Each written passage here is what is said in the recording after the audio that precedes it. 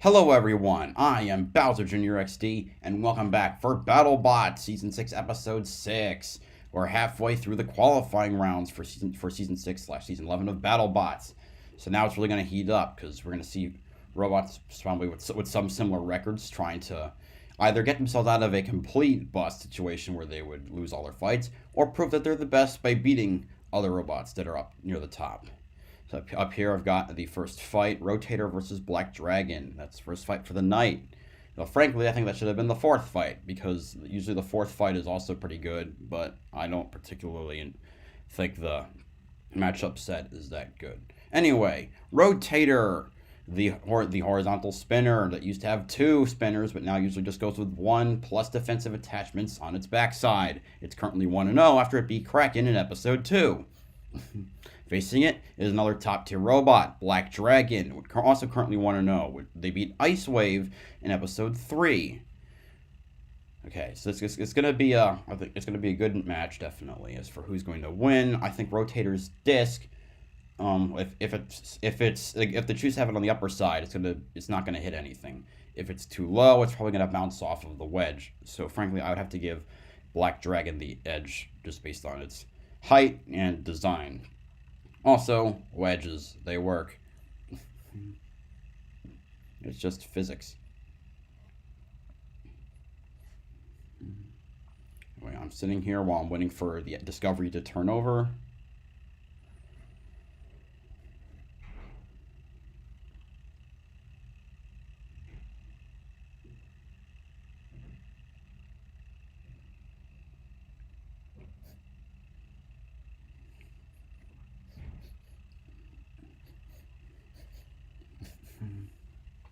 They're replaying the end of the last episode, which is where Witch Doctor beat Endgame in the judge's decision. No, wait. It's not. Yeah, that is. Wait. No, it was 2. What am I saying? No, that's not what happened at all. It was Endgame beating Witch Doctor. Because I forgot Witch Doctor didn't do well in its first fight, but it still won in the judge's decision over Duck. Jeez.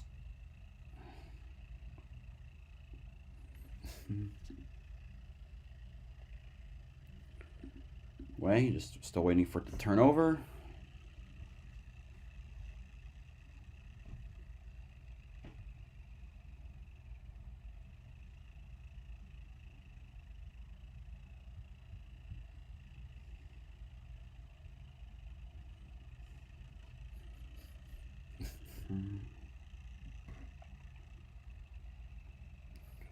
I need to add something to the description of the video, because I might forget to do sometimes, is to add hashtags.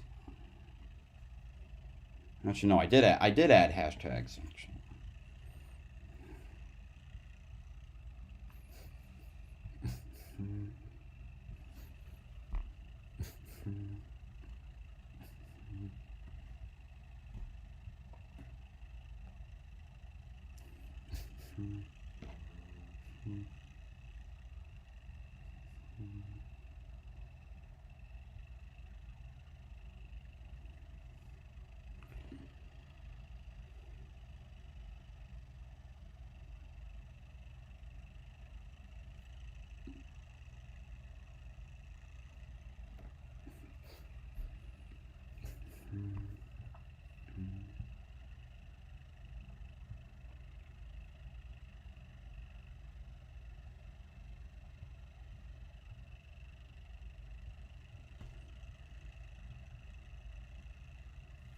Still waiting, because we're just going through like the short replay of all the fights at the end of the episode. Of course, I get there early so I can talk about the first fight of the night. Like I said, I'm predicting Black Dragon to beat Rotator.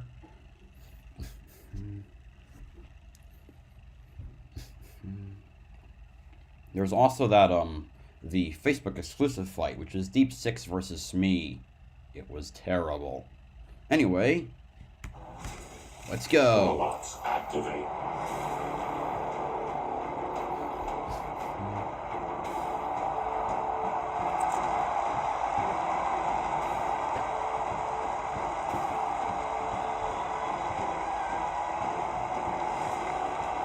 Hey everyone, and welcome to Battlebots, the sport that puts the robot in. Why are you looking at that robot beat the crap out of that other robot? I'm Chris Rose, and I'm joined as always by UFC legend and our fight analyst. Say hello to Kenny Boring.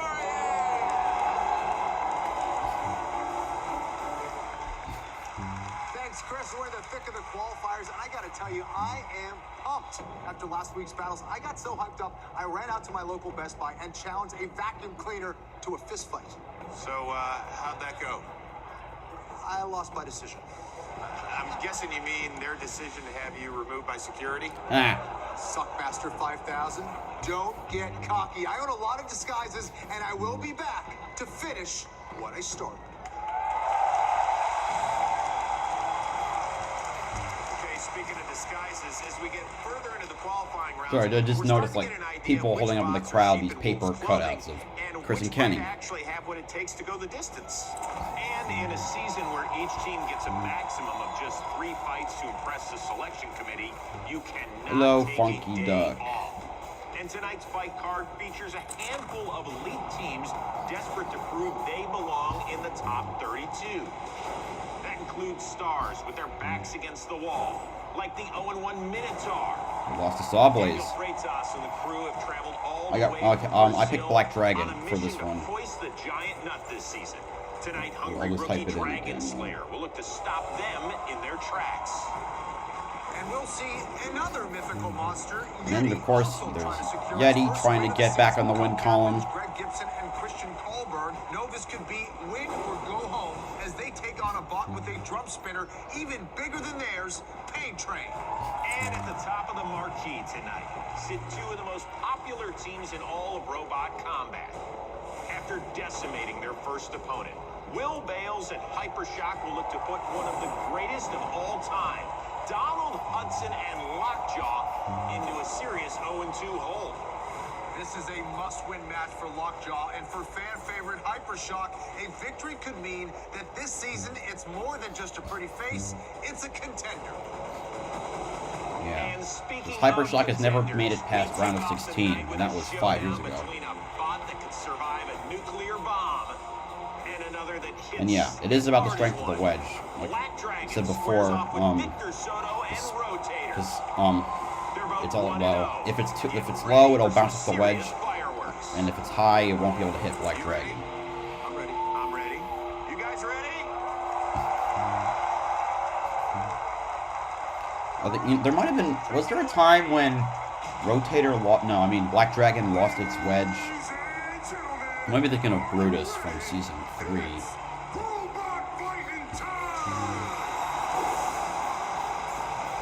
Rotator is usually a mixture of offense and defense, and then when it's offense, it usually goes in with double weapons. So I don't really see it breaking the wedge. But it won't thank you for being a friend. It'll straight up shake you till you're meeting your end. It's not old, it's classic, it's ready to fight. It's straight up immortal, just like Betty White. Oh no! Oh no! Why did you say that? Also Rotator, but no, that aged badly. That aged badly. Oh man. Of course, Betty White, of course, has passed away. Rest in peace. Of course, it had to be on the last day of 2021. Victor Soto was happier about winning the control points in that one. Yeah, Rotator has always Anyway, trying to get a view of the robot. It looks the same as it does in the picture. Forks on the back and the one circle spinner on the front.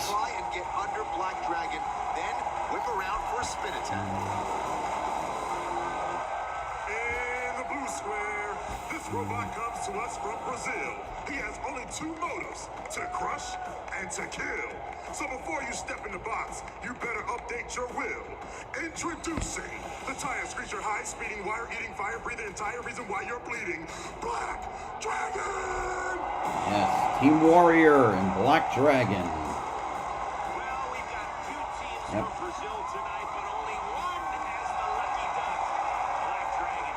got their duck that they got in a claw machine.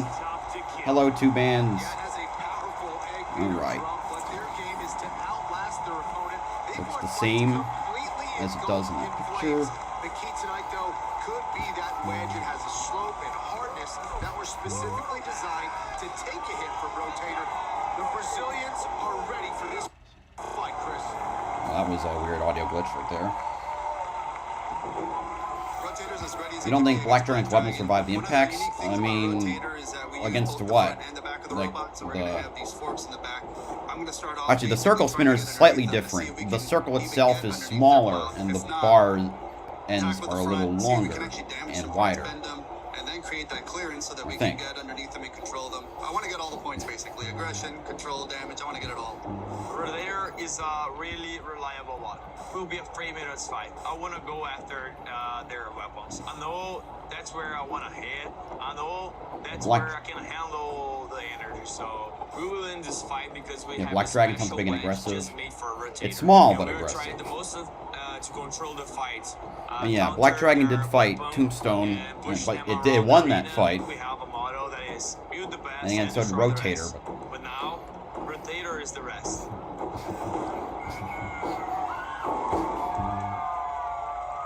Robots activate.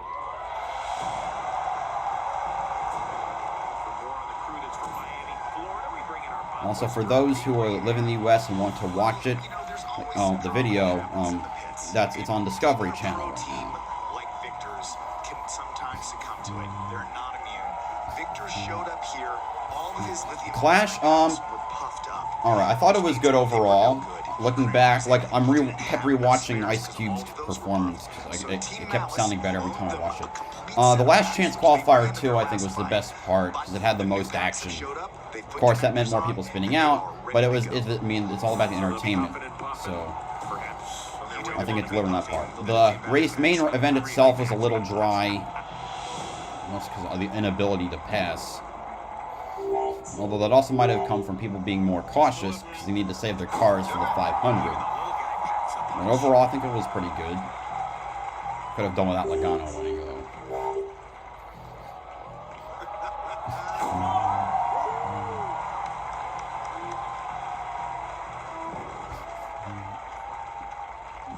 Alright, here we go. The box is locked. The lights are on. It's robot fighting time.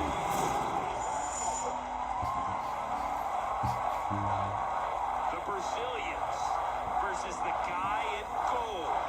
The winner will move to 2-0 on the season. And they're off. Black Dragon up to speed already. Notice Rotator is entering the fight, axe backwards, leading with its force. It's able to get under Black Dragon and try to push it into the outside wall. And get the pulverizer down on Black Dragon. Slams on top of the weapon. Alright, Black Dragon scampering away, trying to line up a clear shot. A clear shot is landed, but it looks like Rotator got the better end of the exchange. Black Dragon trying to go on the back again, but it keeps propping up on the rear forks. Both of them driving away from each other. Will one of them line up for another hit? Rotator going onto the side of the wedge. Black Dragon trying to go back onto Rotator. It keeps getting stuck on the forks. Now going for one of the right wheel guard. Getting Rotator into the wall. A hit from Rotator spinner onto the wedge of Black Dragon. Not much done though.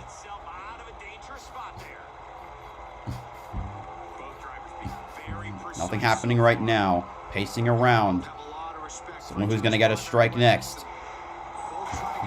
Black Dragon on the attack. On the side. Aiming once again for the wheel guard. This time the left. And a huge bounce off the front of Rotator.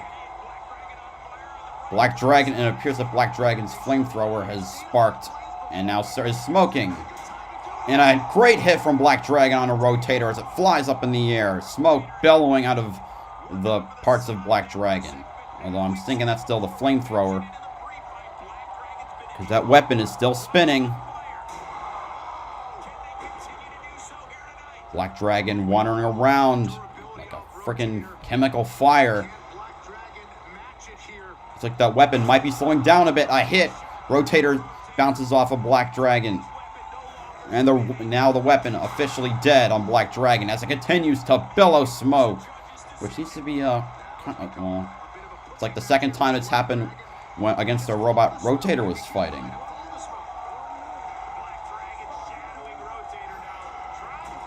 Black Dragon still trying to push Rotator around. Rotator's spinner is still spinning, but it's not doing a lot of damage. 45 seconds left. If Black Dragon can outlast the clock, that'll definitely help it with the judges. Rotator backing up Black Dragon into the wall on its forks. Probably pin it a little bit. Try and get some points. Black Dragon and Rotator still going at it. Black Dragon is charging head on into the spinner Rotator. Black Dragon still pushing forward. Now the timer has started. This battle is going to go to the judges. Not a huge amount of action, but a good amount of driving.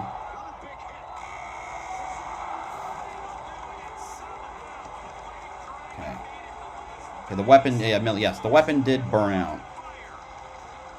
Part of me wonders if the flamethrower had anything to do with starting a fire, though.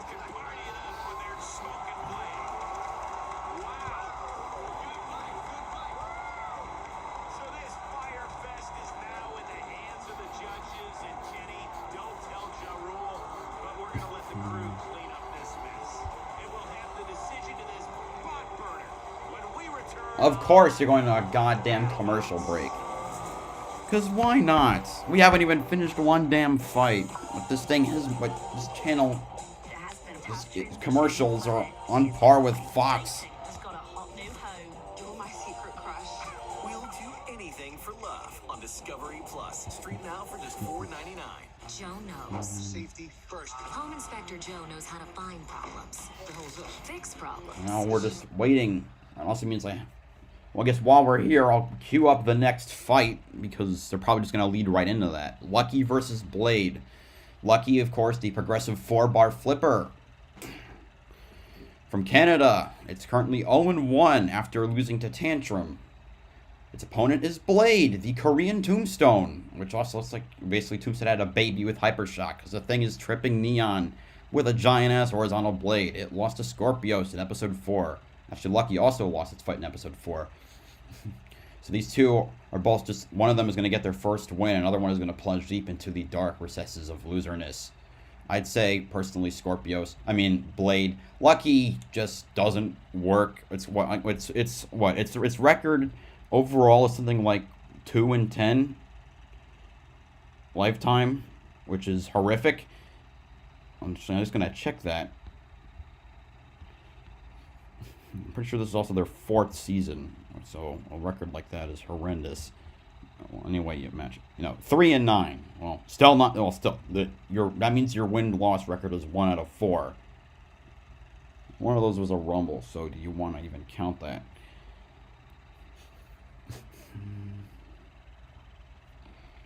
No, right. So anyway, I would say Blade will win the next fight.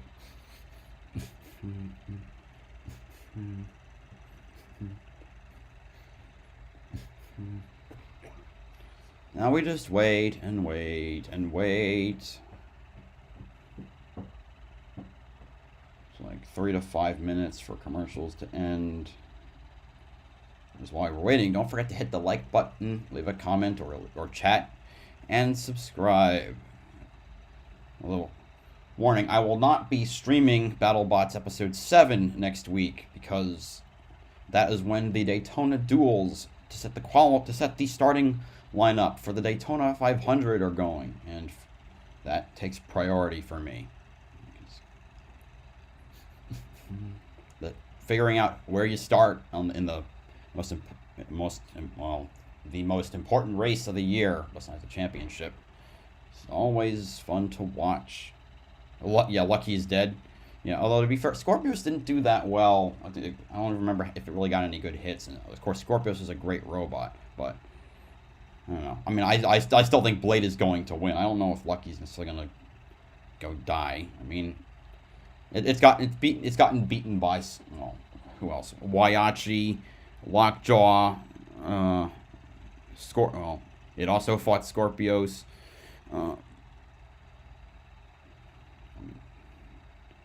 Minotaur. It survived those. I mean, as in like the robot wasn't absolutely destroyed. They were knocked. Minotaur knocked it out, and Son of Waiachi knocked it out. But and Lockjaw knocked it out. But the robot was still salvageable.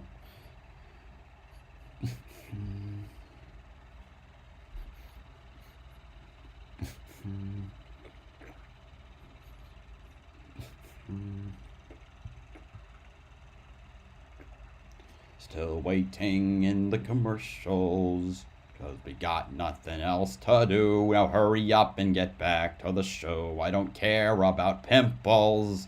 Oh my god. Oh my god. I don't want to look at that. Well, the one plus to not watching, to listening to instead of looking at the screen, you don't have to see that pimple commercial. Yeah, Lucky's a sturdy robot, so we'll take a few hits. Anyway, time for the decision. After their insane fight that saw the Brazilians on fire for more than 90 seconds. The smoke is still getting cleared out, but we're being told that the judges are close to handing out their scorecards. All three former BattleBot participants, Derek Young, Jason Bardis, Lisa Winter, scoring on an 11-point system. Up to 5 points can be awarded for damage, 3 for aggression, and 3 for control. Yeah, Kenny, here at BattleBots, the lower bot usually wins, and Rotator proved it was the low man right out of the gate. Yeah, Rotator using its ground scraping forks to get underneath Black Dragon and drive it into the pulverizer, then started going to work with the undercutter, and that shot right there set the Brazilians up in flames. And I feel like I've seen this movie somewhere before, but Black Dragon managed to put up one heck of a fight, even though it was spewing smoke and flames for almost 2 minutes.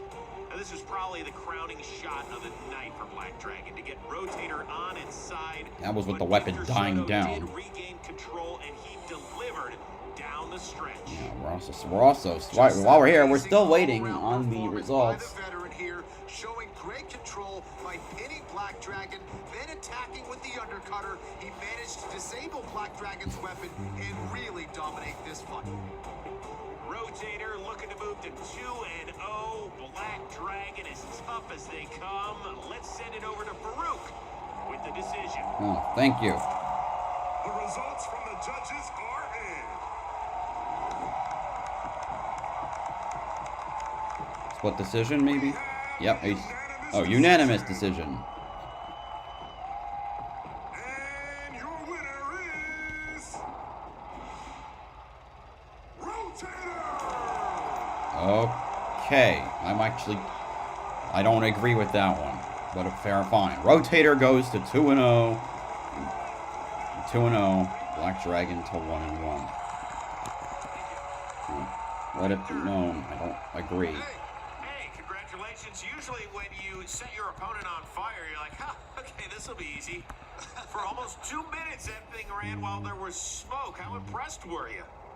Very impressive. Black Dragon's a great machine, very reliable. I was hoping for a knockout, but couldn't get there. That was to be expected. Great machine, but we were able to get some control, get underneath them, and I guess we had some damage. Couldn't see really clear between the smoke and all that. All right, so what does a 2-0 start mean for you? It's huge. We've never been 2-0 before, so this is fantastic. It's true. Confidence is going through the roof. Thinking back, we're trusting the robot more. We're learning first more about season, it lost its first fight. Its second season was 2018. It lost its second fight. I think it lost its second fight. Okay, let's keep the Might have been its first or second fight. Then in season 4 of the reboot, it lost its first fight. Then lost its second fight in the last season. Flipper known as Lucky. In their first fight, they went toe-to-toe with a semi-finalist from last season, Tantrum. And new driver Matt Olson, he looks like he may be the real deal. Yeah, There's a reason he's known as one of the top RC car drivers in the world. This rookie came out in the first 30 seconds of his Battlebots career and had a top-tier opponent on the ropes. He actually could have let Tantrum get counted out, but he kept the fight going. All right, I forgot about that. I trying to. There was a fight where that happened. Oh my, I think wasn't. Oh, so was that? I think Lucky getting Tantrum stuck and not leaving it alone. But they did not live up to the hype, Kenny. Yeah, Captain Chung Yuong needs to show us something in this fight. I've seen them dish out tons of damage in international matches. Maybe it was jet lag, maybe it was just being under the Battlebots lights for the first time. Either way, we need to see that weapon spin up and do some serious damage tonight. Somebody's getting win number 1 tonight. Farouk.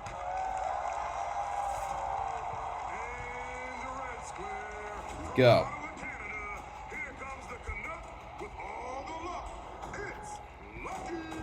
Just never name a robot Lucky. It's just going to lose. There's Lucky. And this time, they have full side armor instead of the the armor goes all the way around. So instead of having the two front wedgelets, they have a string of armor around the sides, back, and covering the front. And the flipper is now more of a bar because it doesn't have a lid under it to get the robot and then flip it. It's more of a puncher trying to get the robot on it and then punt it. Kind of like when they fought Gigabyte back in 2018 during the Desperado tournament. Look at Blade. Good old Team Orbi from South Korea. There it is. Well, all eyes are on her because they need a win here against Scorpio. She couldn't find space to spin up. Tonight, they're using their longest bar. It's 3 feet and 60 pounds. That is one long blade. They're hoping they can get in one big early shot and end this fight before Lucky can start the flip. Given the fact that they combined the beginning of the last fight, the end of the last fight, into this one, I'm thinking it's going to be fast.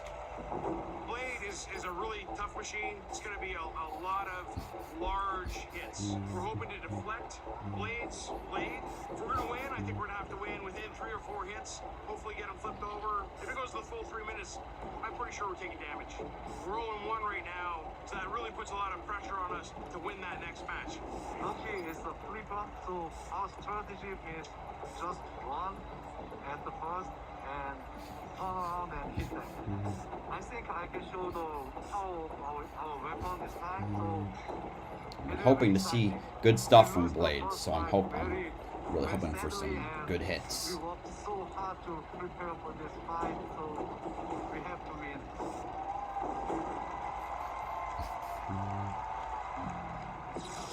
Here we go. The box is locked. The lights are on. It's robot fighting time.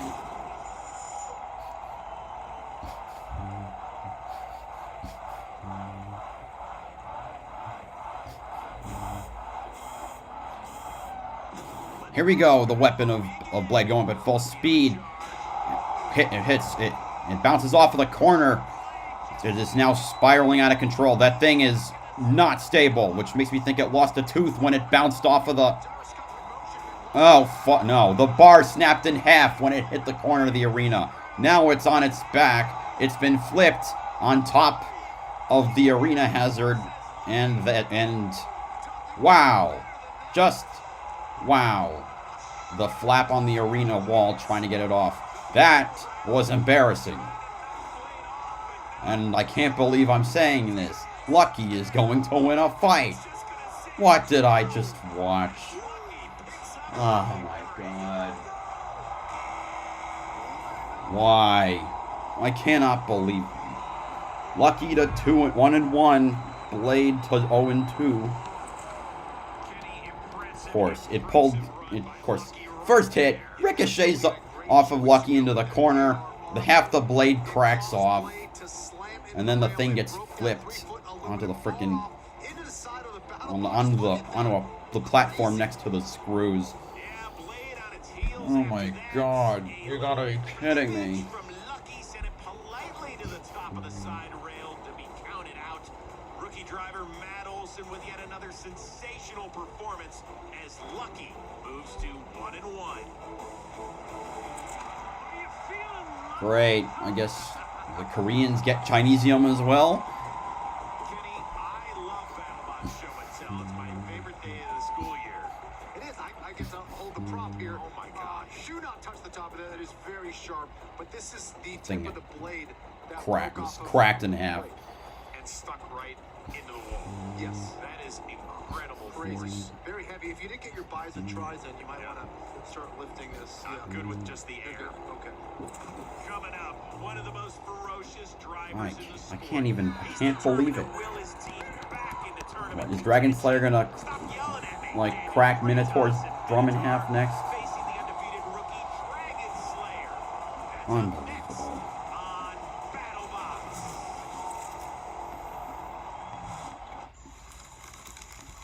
Anyway, I might as well go over the next fight. Minotaur versus Dragon Slayer. Both of these robots... Oh, no, okay, no. That's not right. Minotaur is currently 0-1. It lost to Sawblaze in Episode 1. It lasted the whole fight, but Sawblaze was able to stop its weapon and set the thing on fire. And unlike other robots, it was able to actually, last half of the fight on fire. So the thing is definitely still bulky, as it always has been. Then on the other side, we have Dragon Slayer, a rookie that actually fought last episode. I've never seen, well, since the Fight Night format, I've never seen the committee put together having a robot fight 2 episodes in a row. But here we are. So yeah, Dragon Slayer currently it beat Duck, to my extreme dismay. Only 3% of people voted for Dragon. Yeah, well, I mean, Minotaur's reputation precedes it. So, yeah, oh, God, not the Hornell chili commercial. Oh, my God, I can't look at that stuff. It's so disturbing. Anyway, yeah, 3% of people voted for Dragon Slayer. So, obviously, I mean, I'm picking Minotaur as well, because I love that robot, but, well, I guess we'll have to see. Dragon Slayer was able to beat Duck, which is a great robot itself, so... I don't want to be wrong again. I've been wrong every fight so far this episode.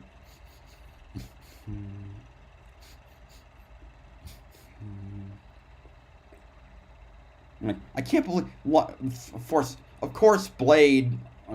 It's like what, the Asian knockoff. I'm like, no, I'm thinking about like the Stephen Hay on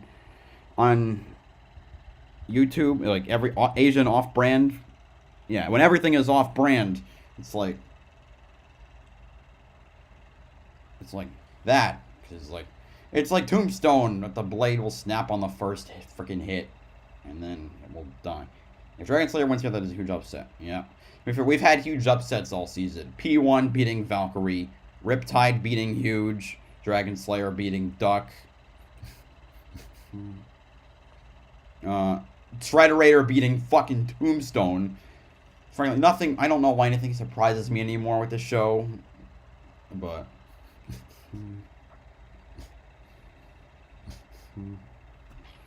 yeah. So I mean, I'm still picking Minotaur. I gotta be right eventually. Today.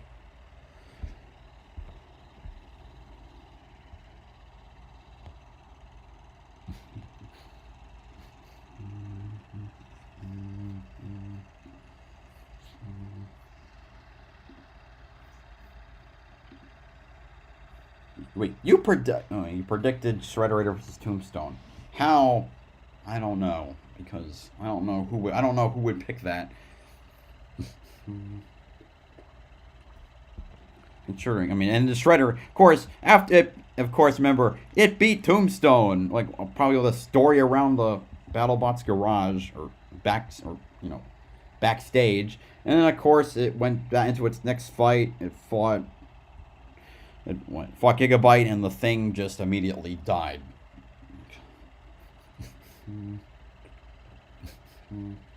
Because It's like Bombshell. It did Bombshell. It in season 3. It managed to win a Rumble by some cheap ass rules, and then it beat Tombstone, the #1 seed, only for it to do the rest of whatever it did for that season and then completely suck because it blew up in less than 10 seconds in its final fight. A big spinning wedge, and Tombstone known for destroying itself sometimes. I can think of, well, that hasn't happened that many times, and that's usually because Tombstone did something else stupid. Like 2015, it stopped working against Spite Force partway through the fight because it needlessly went for overkill on Bronco the fight before and knocked its batteries out, so it had that into damage. 2016, okay, I think the weapon stopped against Yeti. It still won the fight. 2018, well, Bombshell sniped its chain. 2019, Rotator happened, and then the next crazy knockout was because its weapon sheared and it latched off its wheel at the same time. What else? 2020, it got slotted into the side by Endgame. Apart from that, now I can't remember the rest. Anyway, we're back.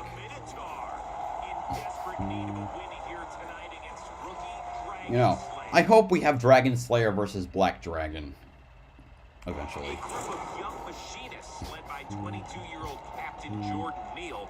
Kenny, Dragon Slayer beat up on respected veteran Duck in its very first Battlebots fight ever.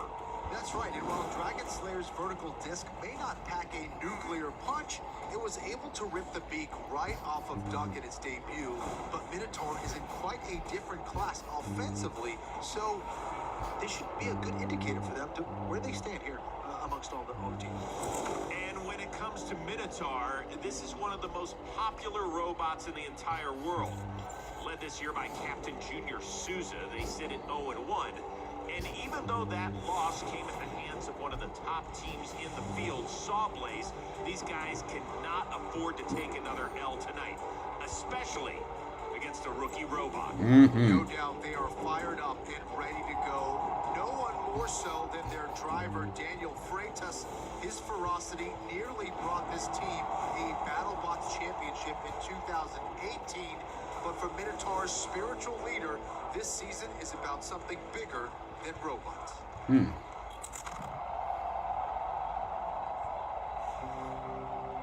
I love Battlebot. I love robots fighting. It's my life. I did. But 2 weeks ago, I was in Mexico and I received a call. My cousin tell me, Daniel, your mother in the hospital with COVID. Oh man. It's serious. Don't think twice. Come back to Brazil. When I arrived, my mom and my grandma left in the morning. Oh man.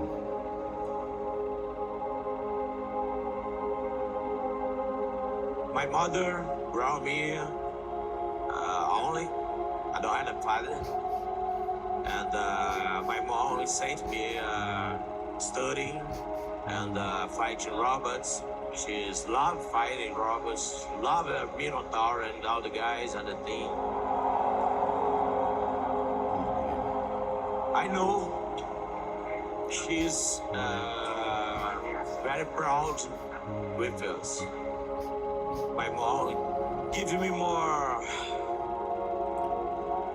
power to win all the fights, and more power for win the judgment in the arena.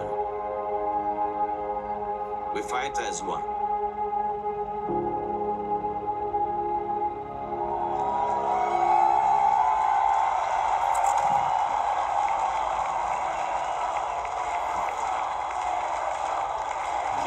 Cheering for Minotaur. For Daniel and these guys on Team Minotaur. But he's here doing what he loves, and he wants chance to win that night. All right, let's get it going. Farouk? All right, here we go. And the red square from Rio de Janeiro, Brazil, the most ball-headed bot the sport has ever seen. It's Minotaur.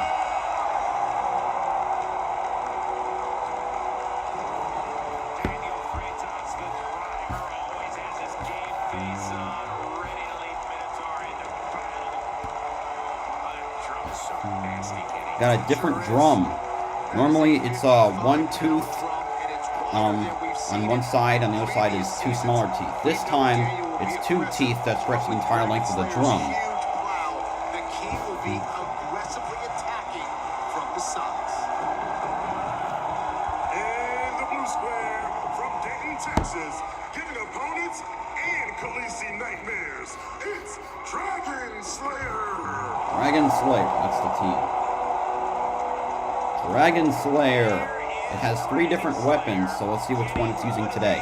This blade is, I think, different. Keep that plow square with Minotaur's drum at all times, and 2, get that weapon Can't up get to a full look speed. at. George said their disc wasn't functioning properly against Duck.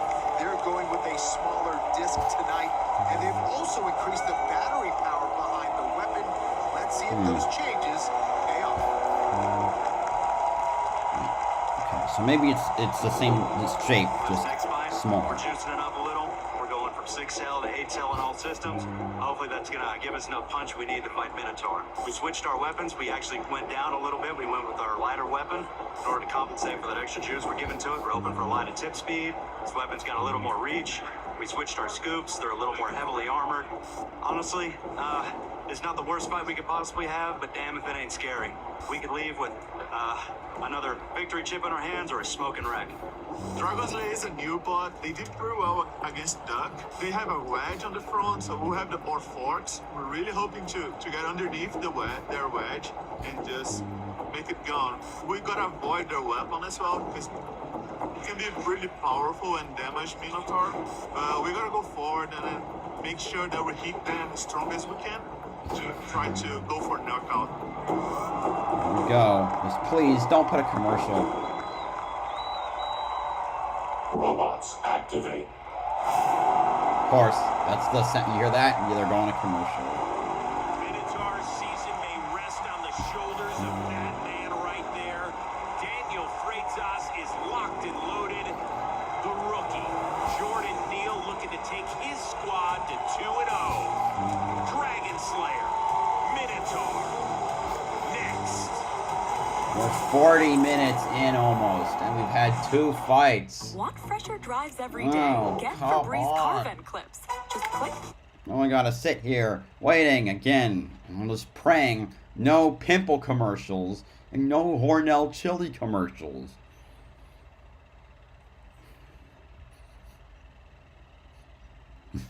I'd rather watch Abattoir die in the center of the arena than have to sit through this.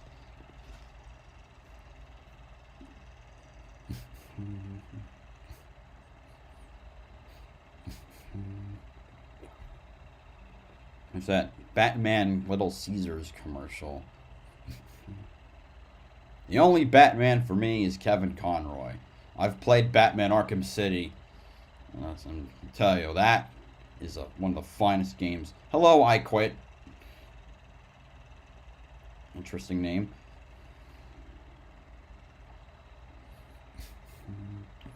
Just sit in here waiting for this.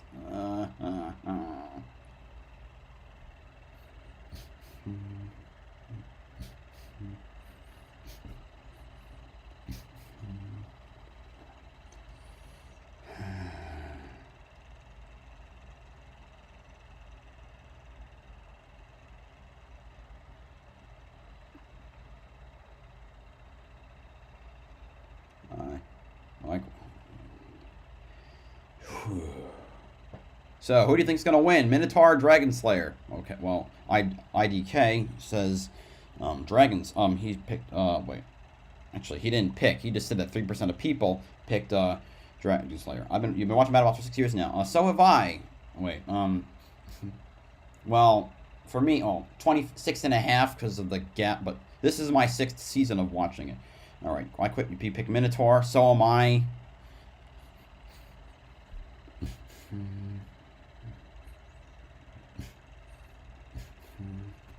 Okay, Romaine Murray is going to be Minotaur. New beats, yeah, there should be a song on the 2nd channel this weekend, like usual.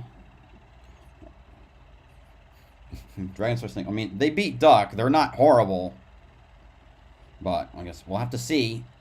Like there are different echelons of stinking. Well, first, like, I'm trying to think of like a first level of stinking. Like, I can't but there are different levels of being bad. So you might have something like I can't name a middle of the road bad robot. It's hard because robots either good, great, or bad.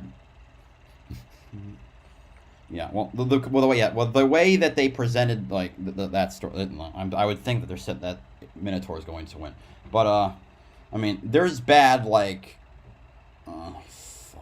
there's Gemini, which designed badly, occasionally gets a win when its opponent is meh. You get something like then you might get something like Captain Shredderator, which wins occasionally, like one fight a season, but does bad. Then you have stuff like Bombshell and Axe Backwards, which lose everything except one thing. I look like Jameson Go? Okay, wow. I can assure you I can't drive a robot that well, or build one that well. Well, thank you.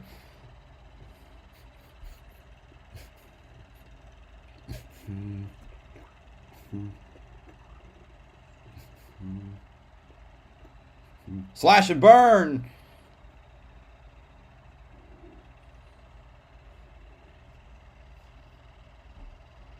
Alright, we're still waiting on the goddamn commercials.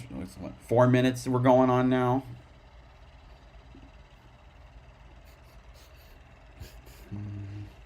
Okay, finally we're back.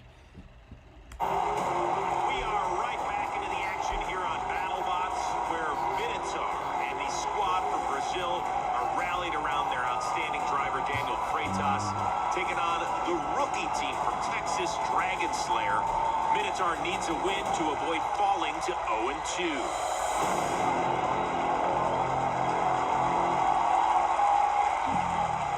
Here we go. The box is locked. The lights are on. It's robot fighting time. A veteran trying to get its rhythm back. A newbie trying to upset the normal order. Here we go.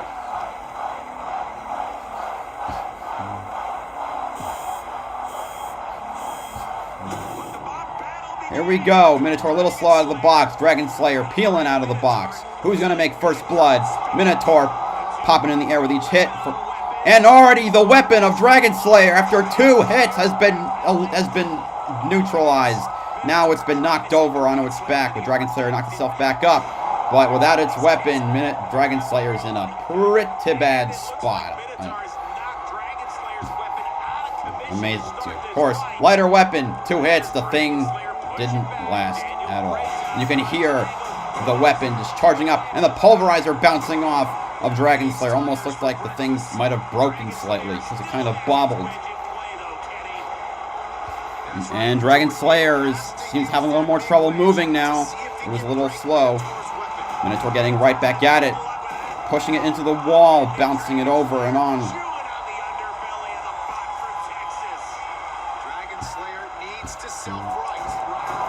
Minotaur slamming back into the wall. Part of it resting onto the spike strip. It doesn't look like it's moving now. The bull from Brazil finally making a comeback. Hasn't won a battle since 2019. And finally coming back to the win column. Minotaur going 1-1. As Dragon Slayer also goes to 1-1.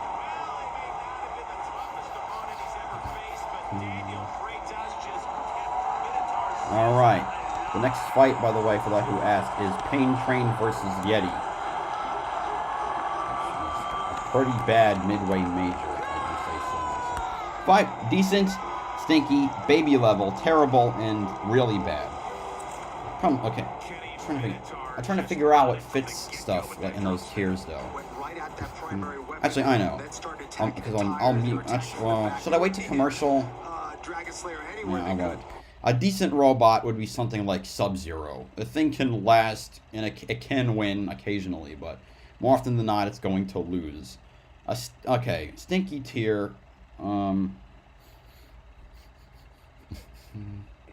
to figure out what stinky tier. I'm trying to figure out what would be stinky tier. Because usually robots that are like that don't go in multiple seasons. Maybe something like Gemini. It's inherently flawed. Occasionally wins a fight, but it's not great at all, really. Terrible. I mean, nothing. Bad is probably better than terrible. A bad robot.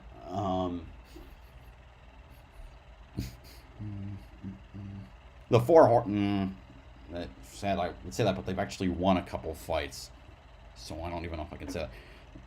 Anyway, I'm gonna go back to the interview. They're doing a group hug.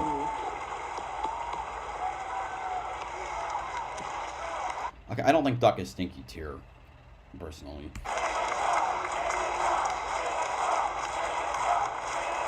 Daniel, how does it feel to be here with your second family at Battlebots? I had very difficult weeks. I lost my mom. Yeah, the emotion of Daniel Freitas. Thank you, Trade Troll 40 for the sub. I just saw that message. But we are back. Minotaur is here, and we do what better for get a giant nut.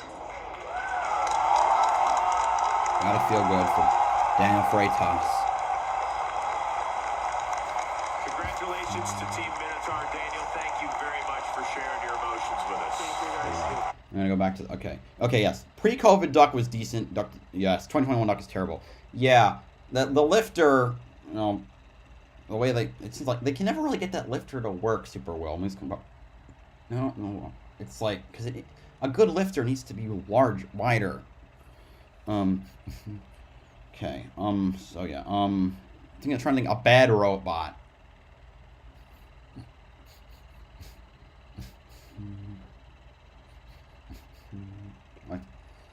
Now, why am I having so much trouble? I guess Captain Shredderator, I guess. The thing loses a lot. Occasionally, it gets like a win a season. What? Usually, but I put it below Gemini just because Shredderator fights so much, it loses so much more. A terrible robot. The first thing I thought of, well, was a robot that had like one televised fight, which was Invader from, I think 2019. It got launched in the air and it exploded, and that was that. And then you have the perennial bad ones. Bombshell. Like, Axe Backwards. Like, fucking Chomp. Okay, Chomp, maybe that's slightly controversial. I don't like Chomp at all. Ever. I have never liked it. I got a one lucky ass win on Bite Force, which pissed me off. And then it promptly lost basically everything after, because the thing kept falling over because it was shaped like a suitcase. And then the new one was slower than a shuckle. Anyway, I should probably go over the next fight. Pain Train versus... wow, that is off center. Pain Train is currently 0-1. It lost to Deep 6. Yeah, the thing... Of course, that thing got crushed. And then its opponent is Yeti, which lost to Mad Catter. It's episode 2. Or Deep 6 is episode 1. So yeah, two robots going 0-1. I'd like to root for Yeti. Yeti has a better record. Well, apart from coming from having gotten at least to the semifinals of season 2 of the reboot. But I don't know. It didn't do that well at all in its first fight. So I'm hopeful. Christian Karlberg is with Yeti this year. He's one of my favorite. He's one of my favorite bot builders of all time. I'm hoping he wins. I have him down. Pain Train. Only thing I remember is that the one fight I remember seeing it win last year. The weapon fell out of the bracket, which is just embarrassing.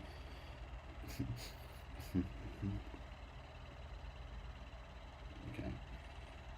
So you're talking about more like Rampage. Yeah, I'm trying to remember. I think they've had maybe multiple fights, but I don't promise. I can't remember a lot of the newer bad robots. Yeah, forgot X Backward existed. One robot I was trying to figure out where to put was the Ultimo Destructo. I mean, the thing was it was a Kit Kat bar with a taking a take 5 on the end because of its multiple configurations, and the thing had 2 horrible opponents. Oh yeah, it had Parallax on somewhere on those tiers. Actually no. Parallax automatically gets the worst tier, considering it was the only robot from season season 3 that didn't get a televised fight at all, or normally. And then what? Then it was mainly used in the Jurassic Park commercial.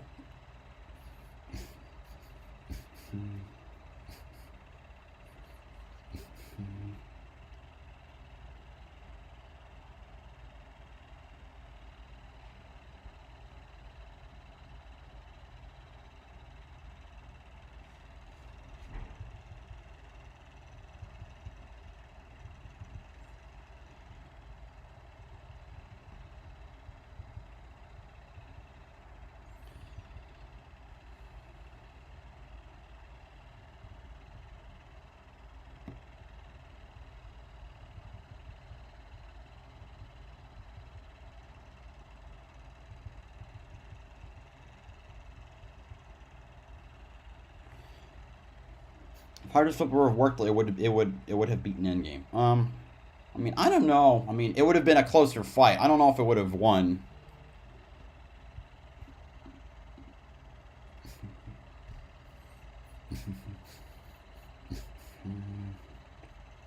No, I'm personally picking Yeti for this fight.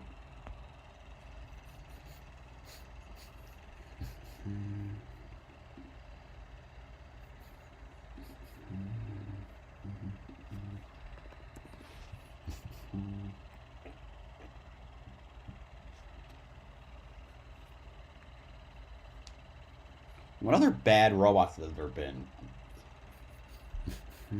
There was Mohawk from seasons 1 through 3.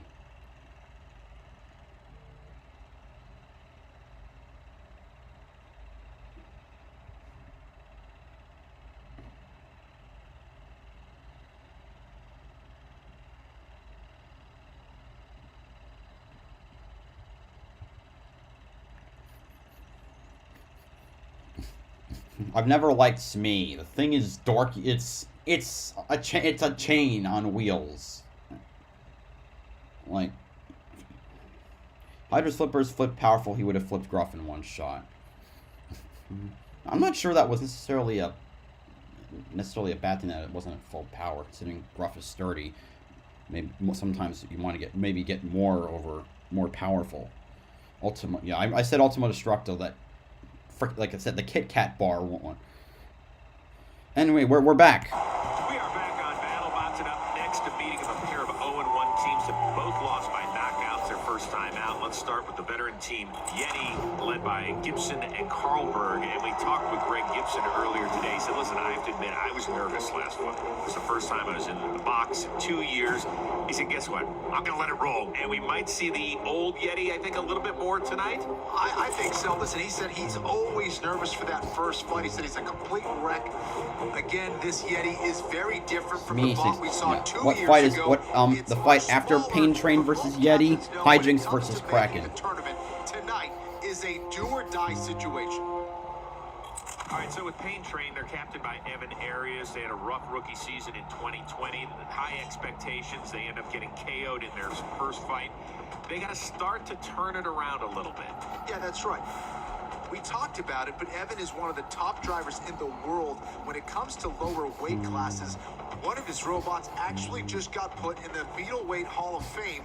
He really wants to prove that he belongs ain't to the big Beetleweights. leagues, and no better way to do that. I mean, not to say that different teams can't dominate different weight classes, because Team Warrior, which has Black Dragon, dominates the lightweight divisions, or at least did, with Warrior MT, which is a lightweight Black Dragon. From St. Louis Obispo, California, this ice monster will leave you shaking in your snow boots.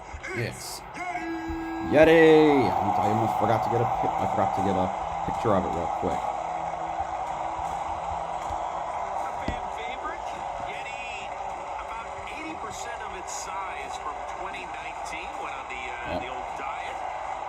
Yeti. You know, Greg is still getting used to handling this more compact version of Yeti. This fight is massive drum versus massive drum, though, and Yeti's got the smaller one. So, contrary to their typical game plan, they want to be cautious and avoid going weapon to weapon here. And the blue square from Staten Island, New York, known as Thomas the Train's terrifying older brother, it's Pain Train. Pain Train.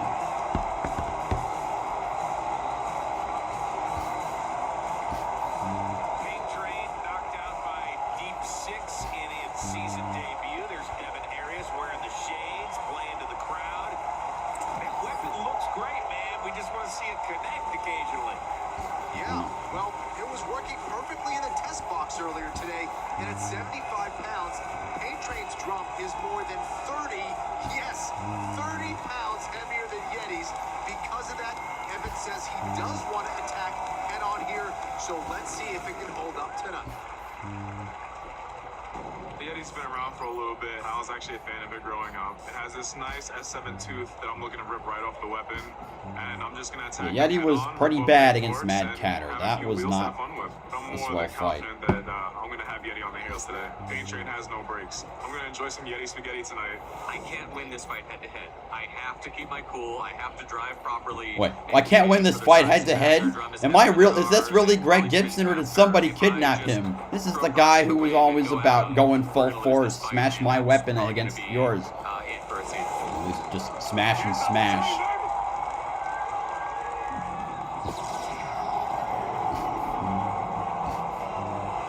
The box is locked. The lights are on. It's robot fighting time. The Midway Major. Let's get it underway.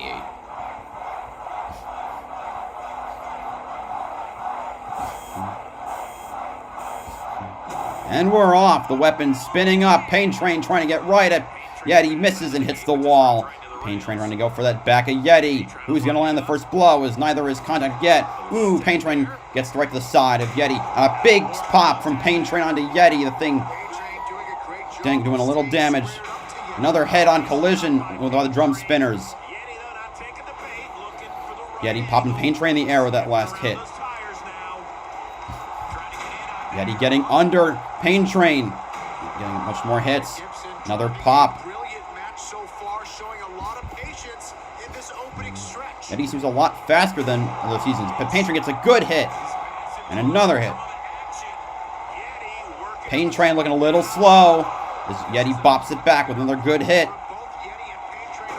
Ooh, Pain Train and the Yeti's weapons connect, bouncing Yeti back a bit. Pain Train gets popped and flips over, and it loses a panel. And another panel.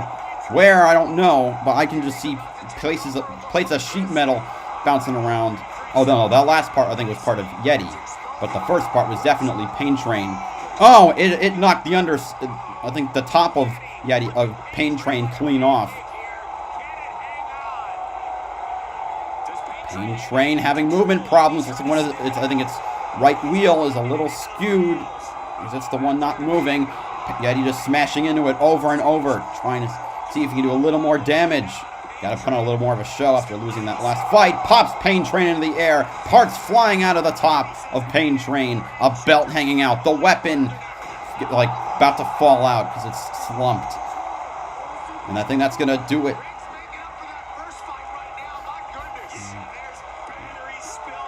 And the fight is getting counted down.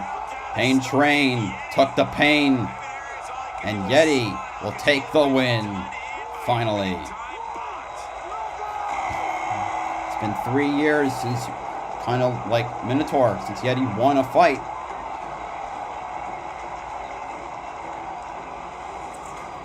Can you get two high-energy drum spinners like this? You never know what could happen. Oh my goodness, this was an awesome fight. Both robots really went for it. A little bit cautious in the beginning, and then all of a sudden they just started trading blows back and forth. I gotta tell you, Pain Train, we talked about at the beginning of this fight that durability was going to be an issue for them, and things were going just fine. There we go. go. Blow for blow with Yeti, and then they ended up losing the top armor, and things changed. Yeah, listen, there was some serious energy in that battle box. Both bots landed some great shots, but in the end, it really did come down to the durability. You see the shots from Yeti just kind of tearing apart Pain Train little by little, bot parts everywhere.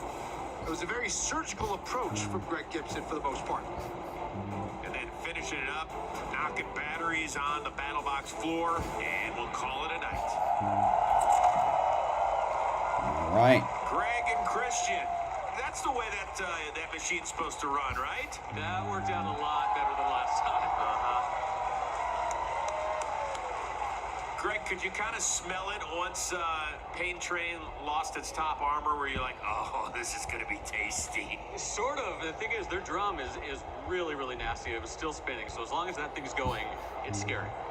Greg, it seemed like you were cautious early on, and then it seemed like the old Yeti kind of revealed itself. Was that the case? Well, I had kind of promised the team I was going to try to drive smart, not go weapon to weapon. That usually lasts about 20 seconds. I look back to see if I made it to a full 20, and then we started going drum to drum. Well, congratulations on getting that first win. Thanks very much. All right. Pain Train, Pain Trap. Already lost against Deep Six.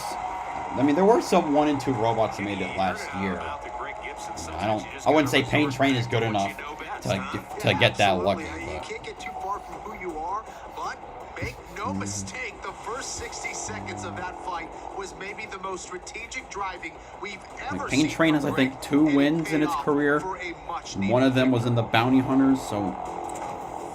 After the break, the devil from the deep clashes with a... Scratch that. No, it's had 1. It's Kraken versus No, that's only one was the one that lost. Hi, Ace.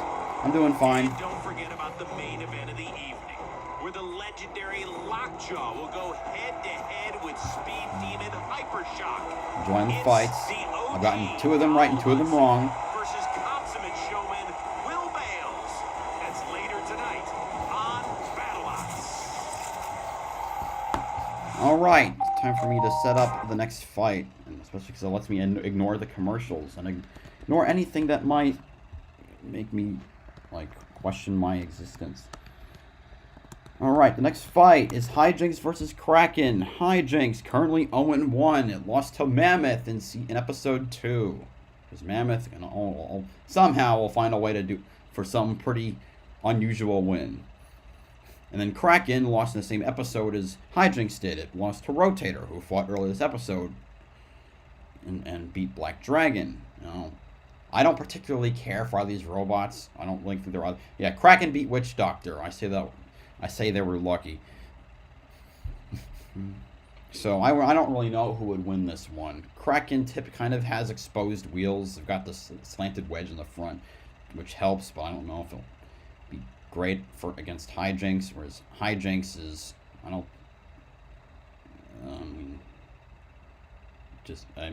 don't think it can move well if it gets it's hard for me to call this one. It's 2 robots I don't even care for that much. Yeah. Anyway, I want to talk something else while we're in commercial. So Christian Carlberg is one of the new guys on the team for Yeti.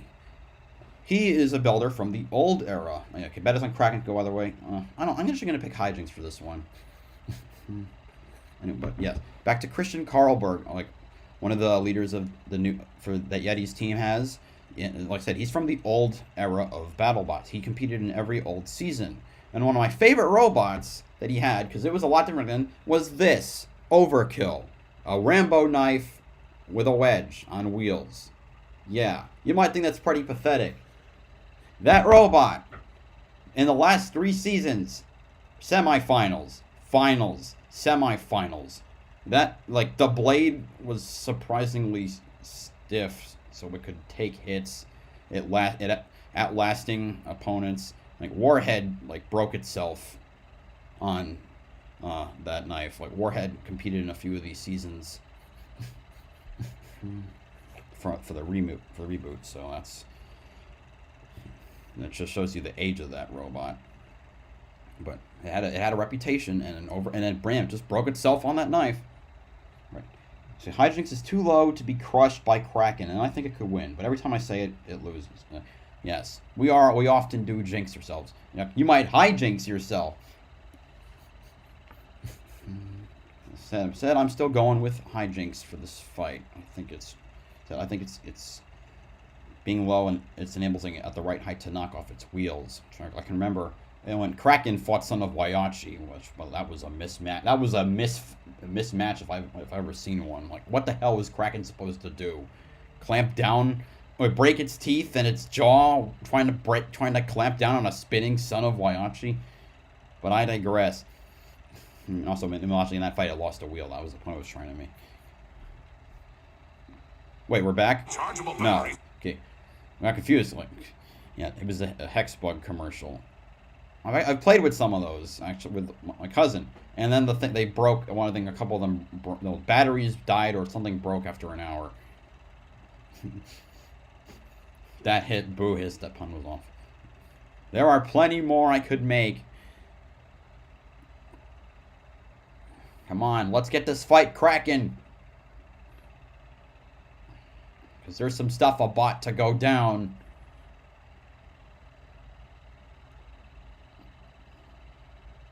I can do worse. I can do worse.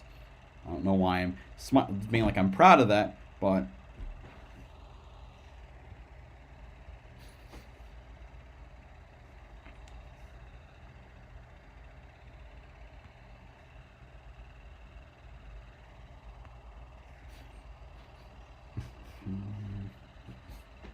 next fight, it's here. Hijinx versus Kraken. Are you talking about the fight after that? It's Riptide versus Defender, which, you know, 2 rookie bots, none of which are. Actually, I realize I can't even remember what Riptide looks like. I gotta check that again. And it's the one that beat Huge. Okay.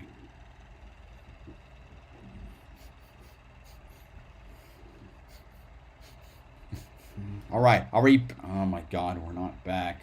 Oh my gosh, I hate waiting. It's always the wait that kills me.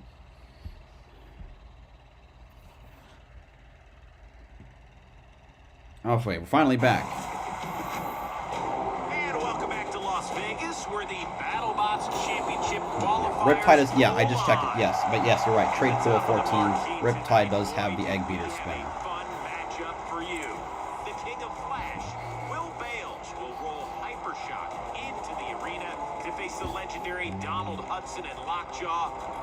Our cameras caught the 2 teams sizing each other up a bit earlier. How old were you when I first started competing? So you were, I guess you did 95, right? 96. Okay, so 96, I was 4. Talking about the first time that Donald Hudson competed in Battlebots, which is I forget, it wasn't called that necessarily. It was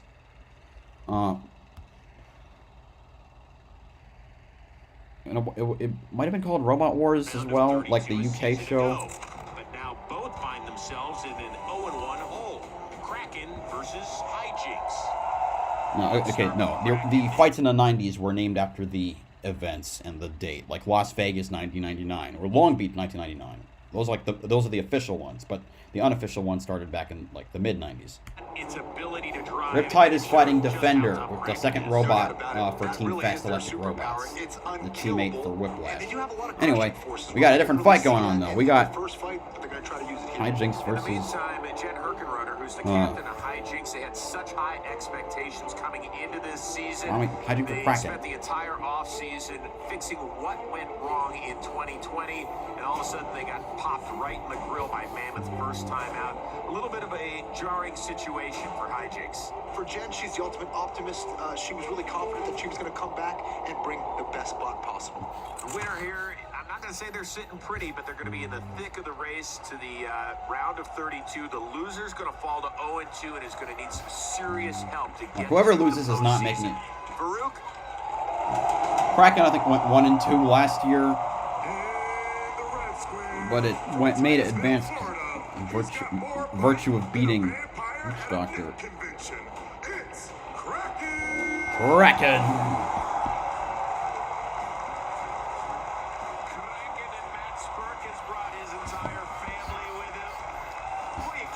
Best part is that it's 6 o'clock. Battlebots hasn't started yet. So now, you can just flash your predictions in front of the family because you already know who wins. Not horizontal spinners, so they're already a little behind the 8 ball. But if Matt Spurk can corner Hijinx and prevent it from spinning up, Kraken is more than capable of winning this fight.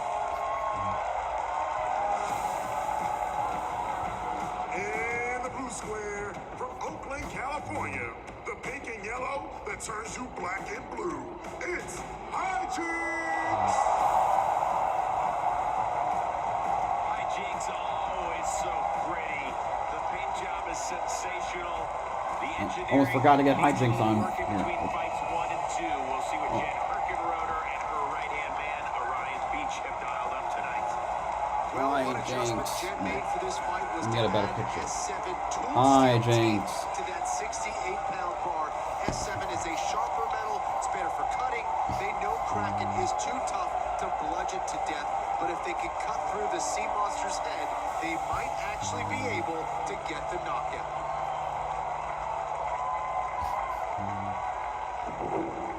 The overall strategy with Kraken is always the same. Close the distance on them as fast as possible. Light them up and then just crush them. They've got such a long bar and it takes a long time to get up to really deadly speed that I think if we can get on them and just stay on them, I think we'll be okay. But if we have to back off or we get separated too much, I'm going with they're really Hijinx. gonna tear us up Why? pretty bad. Matt Spurk is a fantastic builder and made regular improvements. Kraken is fully able to Riptide versus Defender. That would be the main event. Hypershock versus So Lockjaw. we're going to do everything we can to stay out of the mouth and to knock the teeth out as fast as we can. For both teams, this is a mandatory win. Something to be said for strength of schedule. You can have really good fights against really good robots, but I do think it's a much larger uphill struggle to get into the round of 32 if you don't have at least 2 wins.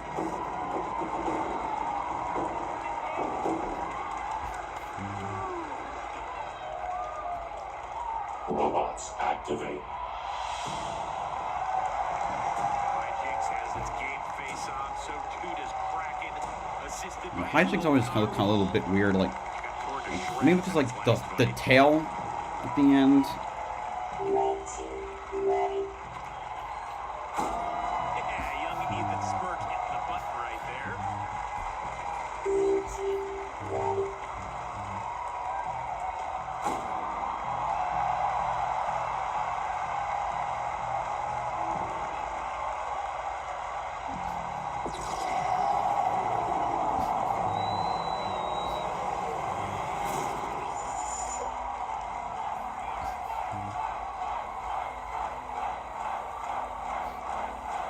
Here we go. Box is locked. Lights are on. It's robot fighting time. Here we go. Hijinx already spinning up. Kraken going for the clamp. Doesn't get the clamp, but launches Hijinx into the side. And oh my god, the thing wasn't moving after that. Kraken knocking Hijinx upside down and not letting it get away from the wall. Weapon spinning back up. Looks like actually might be the perfect height to whack the teeth. Ooh, it popping Kraken up. Thinking with that blade going, Kraken might not be able to get a good bite. Hijinx still slightly moving, which is good. Slightly moving. Okay, maybe I spoke too soon on that one. Kraken still trying to push. Hijinx around, but one of the teeth is kinked back, which is going to hurt its ability to try and bite down. And now Hijinx is kind of, it's not moving well at all. No, the thing is kind of rotating in place. Not getting enough movement. It's barely, okay, there we go. We got a straight line. Hijinx getting good hits on Kraken. And now the thing looks officially dead. Okay, the blade's back up. But can it move in a straight line? Now the teeth are kinked outwards on Kraken. That's just ridiculous. Hijinx still trying to find its way in this inverted position, though, Kenny. Yeah, the thing can still can't move. The directional controls on that robot are actually backwards for driver Orion Beach now. Kraken pushing Hijinx into the screws. Caught on them now. Kraken trying to see maybe get it on the upper deck. It's been a while since we've seen this. Now Hijinx stuck on the upper deck. Question is, can it move at all? Okay, it is. Oh, great. Now it's great. You move, but now none of your wheels are touching the ground. Oh, but it uses the force of its blade to rock itself, and it lands back on the bottom, and it's still going. Unbelievable. Hijinx getting a few more hits on Kraken. It looks like it knocked away a panel on Kraken, and Kraken spinning around a little. Kraken seems to only be able to spin, indicating it's lost the use of one of its wheels. Another hit from Hijinx spinner to Kraken. Hijinx limping around. It's both of them barely moving, and a tooth gets launched off of Kraken when it tries to bite down. And now Kraken is immobile. Whereas, nope, it looks like it was just stuck on something. It's Hijinx barely moving. Kraken barely moving. Kraken is cakewalking. But then again, if that's crab walking, I don't know what the hell Hijinx is doing. Just trying to see if he can land a final hit. Nope. That was confusing. After Hijinx got knocked upside down, its mobility was horrible. That Kraken could barely do a thing to it. Boy, was there a lot going on in this one, Kenny. Just ridiculous. Kraken going right at Hijinx. Hijinx with a big shot right off the bat. Kraken trying to control. They just were never able to get that good bite down on Hijinx. Now, I got to give Orion Beach a whole lot of credit for keeping Hijinx active and away from that bite of Kraken, all while driving inverted. No doubt, especially when you consider that his drive controls were reversed once Hijinx got flipped. Remember when Hijinx defeated Chomp on an upset? Man, this was a very you call that an? I don't really think that's an upset. I didn't think the new Chomp was that great. Maybe it could land a strong hit, but the thing moved like a turtle with arthritis. And it was shaped like one too. I mean, seriously, Chomp was not mobile. Hijinx landed a bunch of heavy shots, beat up on Kraken, and ripped one of its teeth out. Advantage Hijinx in that category. Gonna be a fascinating decision either way. Here's Farouk with the results. Here we go. What's it gonna be? The results from the judges are in. They can make sense of that fight. I applaud them. The winner by unanimous decision is... So, Kraken.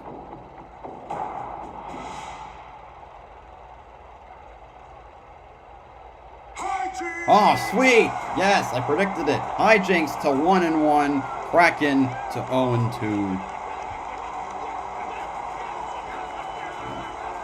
Based on this, I think maybe the same logic that helped Black Dragon beat, or Rotator beat Black Dragon. Is it fair to say that Hijinx probably doesn't win a fight like this a season ago?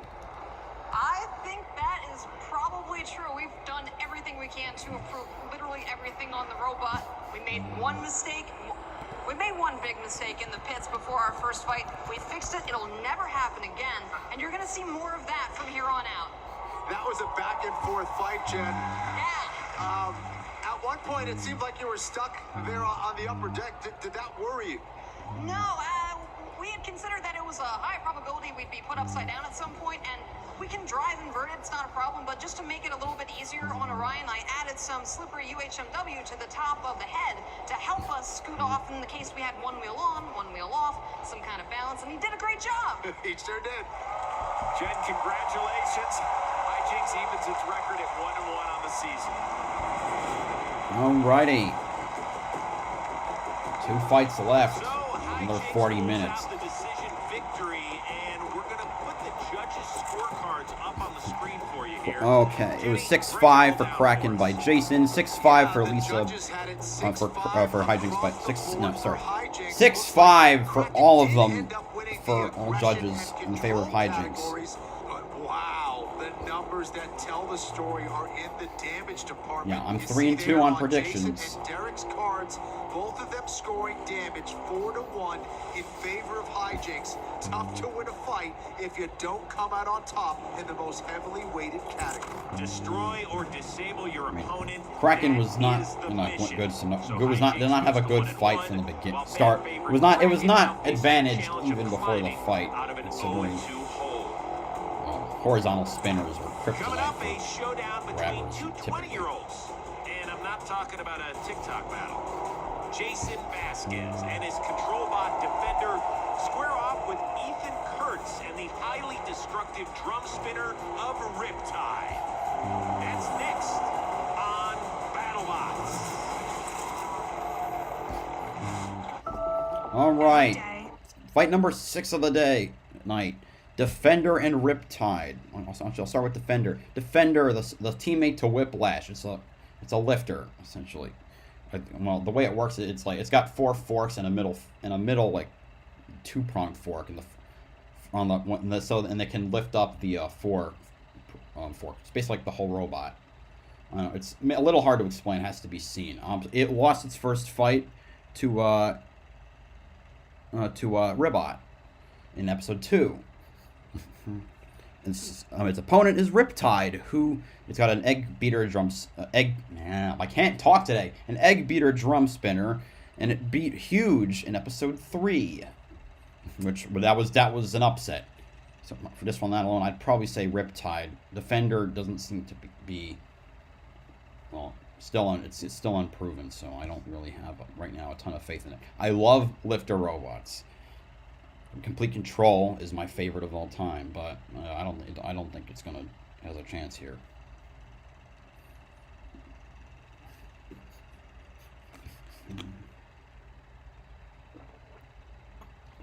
But I want to talk about. I'll save.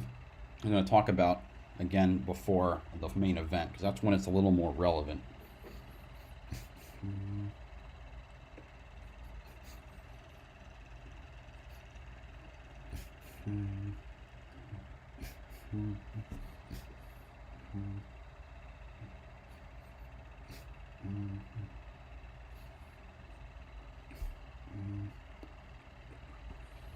Well, another commercial. Okay, I don't even care what fast food crap haul they're showing me. Like, I just gotta think about what the hell to talk about.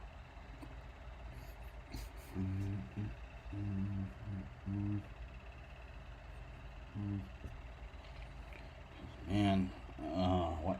Question: who do you think's gonna win, Riptide or Defender?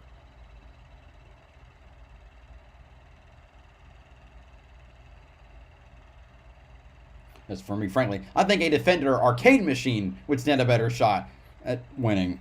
But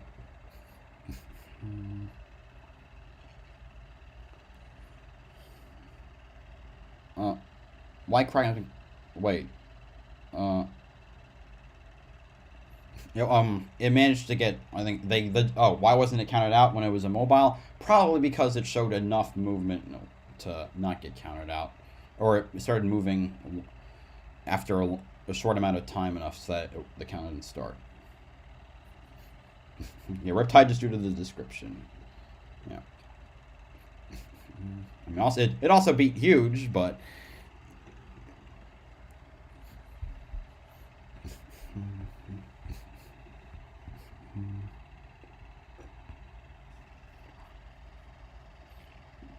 Okay. Yeah, we're back. We continue on here on Battlebots, and up next, let's take a closer look at tonight's marquee matchup. It's Hypershock versus Lockjaw. A main event featuring speed. Looking at the main event. And two of the biggest stars in this. Yeah, Hijinx didn't lie. Yes, that's true. It's Hypershock! In years past, we had great weapons, we had great tech, we had good styling, we had good driving. Yeah, but Hypershock is in the decent tier for me. It hasn't performed. It got the rake, but it hasn't performed extremely well. I don't think there's anything Hypershock can do, Kenny. This year, we made a concerted effort to say, okay, no more gimmicks, no more stupid little tricks, no more self-rider, and in our fight against Slammo, basically everything went right. Oh! With that combination of speed and power, Slammo doesn't stand a chance. Oh! What a shot by Will Bales! We felt good, the robot drove well, the weapon worked great, and we've got it nailed. Hypershock is back, Chris! Oh, man! It's Lockjaw! I have won 2 championships, and 2's not enough. No mercy from Lockjaw! These qualifying matches are meant to kind of seed us, position us in a way to say we have a good chance at a run for the nut. The last fight I had with Copperhead was a complete chaotic mess. The left fork is bent backwards. The left front wheel is hanging out for dear life. And Lockjaw's behind the 8 ball now. But I went all 3 minutes with that meeting. So that gave me just a little bit of confidence about maybe how I go into the next one. Lockjaw's going right at him. Lockjaw looks tough as nails this year. They're hard to beat. Donald has been here since the beginning. And that's not an exaggeration. I think I said this. Donald Hudson's been in every single BattleBots event since the 90s. To win if we can avoid with something. hard impact. That's a pretty beefy weapon. He's won 2 championships in the super heavyweight division. We have 25% more With Dissector. weapon mass than we did before. We have 40% more weapon energy than before. If we can get the weapon to connect with Lockjaw, we're going to see some wheels come off. We're going to see some extra holes in Lockjaw that they didn't have at the beginning. I want to mangle some metal. Will Bales and his best friend Chaos have entered the battle box. There's going to be a lot of back and forth going on. I'm relentless. I'm not going to let up. I need to win this match, so here I come, Will. Unbelievable. That one is going to be fun, Kenny. Now, when Donald says he's won 2 championships, he's referring to the super heavyweight titles he won with his iconic robot Dissector. He, of course, is still looking for that elusive giant nut here in the modern era. But before we get you to that main event, we got one more matchup for you, featuring 2 of this season's top rookies in the field. What? Defender top Riptide. rookie? And let's start with Riptide. Captained by a college kid out of Los Angeles, Ethan Kurtz. He was so excited just to be involved. I don't know. I'd say right now the Then top when he rookie won his is. first match against huge, I mean, no less, Riptide's won, obviously. Who won what? Can you be more specific, Kayla? Guy is having the time of his life. Yeah, amazing performance in that first fight. That weapon is devastating, so he's on his way. Taking on another college kid from the Los Angeles area, but the last name you certainly know oh so well, Jason Vasquez, the younger brother of Manny Vasquez. Defender lost its opener, knocked out by Ribot. Jason said, listen, we worked on it. My brother even came over and helped out a little bit, and he certainly hasn't lost any confidence. No, not at all. He's been here before. He has a lot of experience, of course, with Whiplash, and he believes he has his robot dialed in. He loves this matchup against Riptide as well. Rookie versus rookie. Should be a fun one. Farouk. No doubt for next battle. Riptide will surely win. Good weapon and defeated huge. Defender is really weak. The red square, he's all plugged in and turned up to 11. Here to make his opponents take the stairway to heaven. Like a hot guitar solo on your face, he'll be wailing. Tear you up like a master. Call him Shreddy Van Halen. Crank it up for Defender. Defender.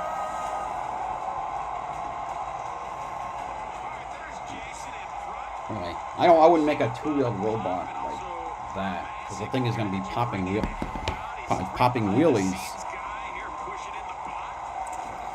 Massive, of course, used to be on Fight Force. Now they've gone from 4 forks to 2 on the front of Defender. Jason realized those The last fight, Hijinx beat Kraken. Now to win, he's going to have to smother wild driver Ethan Kurtz, which is no easy task. One thing about the rest of the fight card, it was Rotator beating Black Dragon, Lucky beating Blade, Minotaur beating Dragon Slayer, and Yeti beating Pain Train. Just you getting devoured by a murderous ocean. It's Riptide. Well, I'll bet you anyone $5 that goes right to commercial after this. Riptide. College and high school kids that Ethan Kurtz calls just a bunch of idiots. But there's Ethan in front. He's always having fun.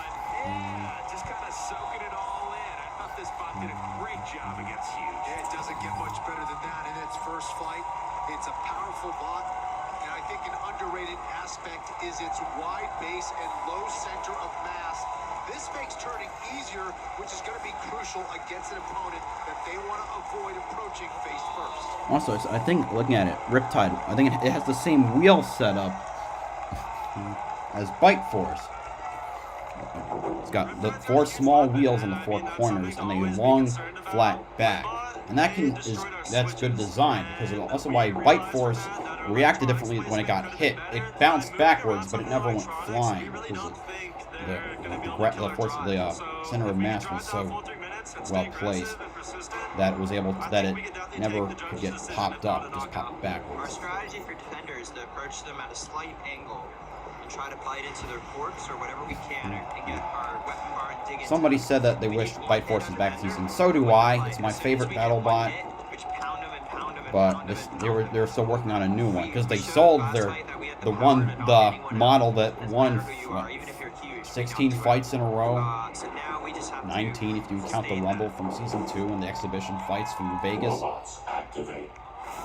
Commercial break. Man.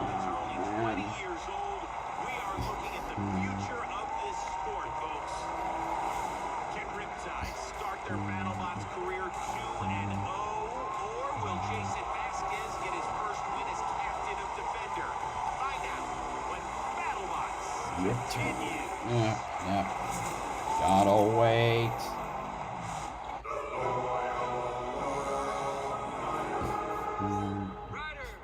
Let your queries be known. Yeah, hi. Instead of letting passengers wrap their arms around us, can we put little handles on our jackets? Deny.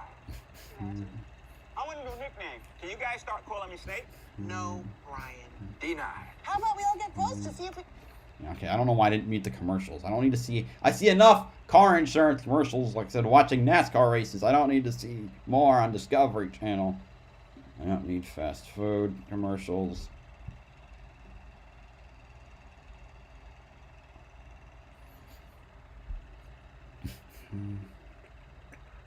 Like, I don't need to see Wendy's bragging that they have hot and crispy fries, because if you're bragging that you have that, it's just sad. I don't need to see Hornell Chili with the arms going all crazy like you're Mr. Fantastic. I don't need to see yet another Liam Neeson Taken rip spinoff.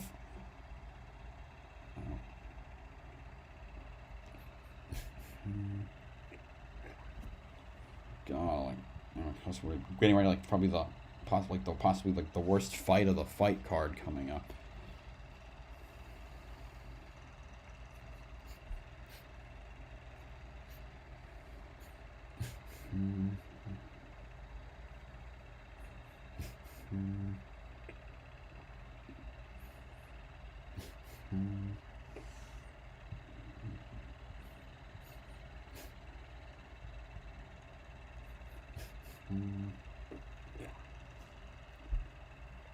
Gotta wait.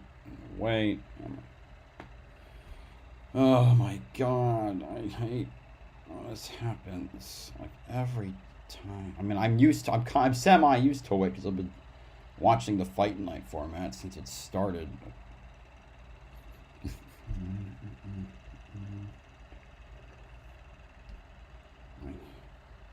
Now I remember what I was going to talk about. Right. It's tangentially related to Hypershock. His father had a robot called Mohawk from the first 3 seasons of the reboot, and he worked with a guy named Corey Klein. Corey Klein is known for being a member of Team Loki, they were a prominent team from the 2000s era, and frankly, all you might need to know about them is that their robots were usually pretty terrible.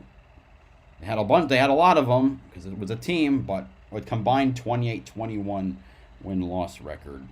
I mean, obviously they have more wins than losses, but those tournaments used to be long. Like you'd have to win like 8 fights if you didn't get a bye to like the round of 16. So it's not spread out across. I need to check how many bots it was. 8 different robots. Okay, 7 actually, but. They had one good robot, which is Surgeon General, which is imagine Rotator, but just the disc. And but yeah, that thing made it to the season 4 semifinals. And let's remember who it lost to. Wait, yeah, okay, it lost to Overkill. Yeah, the knife on wheels.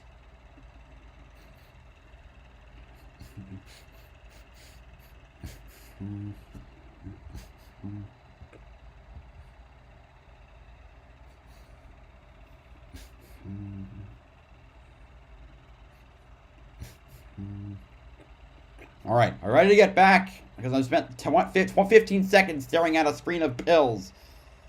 Like, apparently, Shaq doesn't. It's not just fitness. It's not just printer service. It's also like pills. We study. What's the word? Not sponsors. Endorses. Oh my God! How are we not back yet?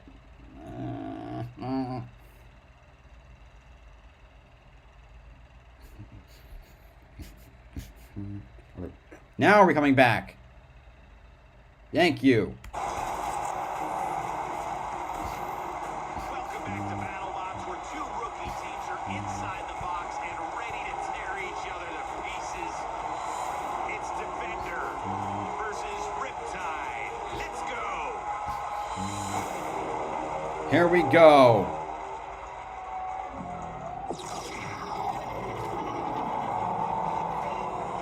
The box is locked. The lights are on. It's robot fighting time.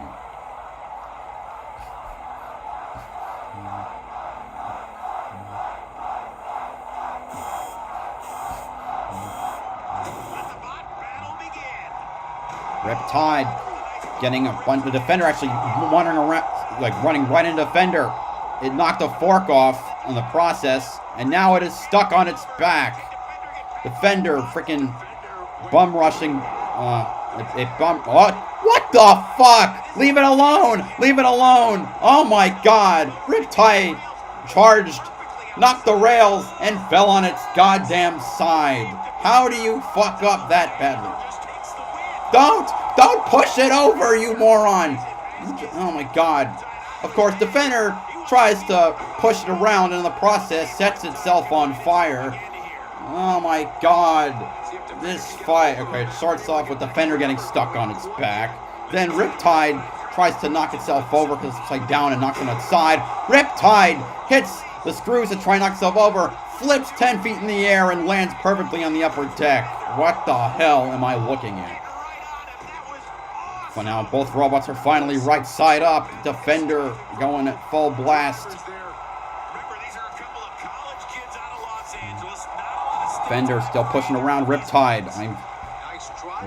Defender, you should have left Riptide alone. That would have been a golden knock. The Pulverizer gets a knock on Defender. I must be controlling it telepathically.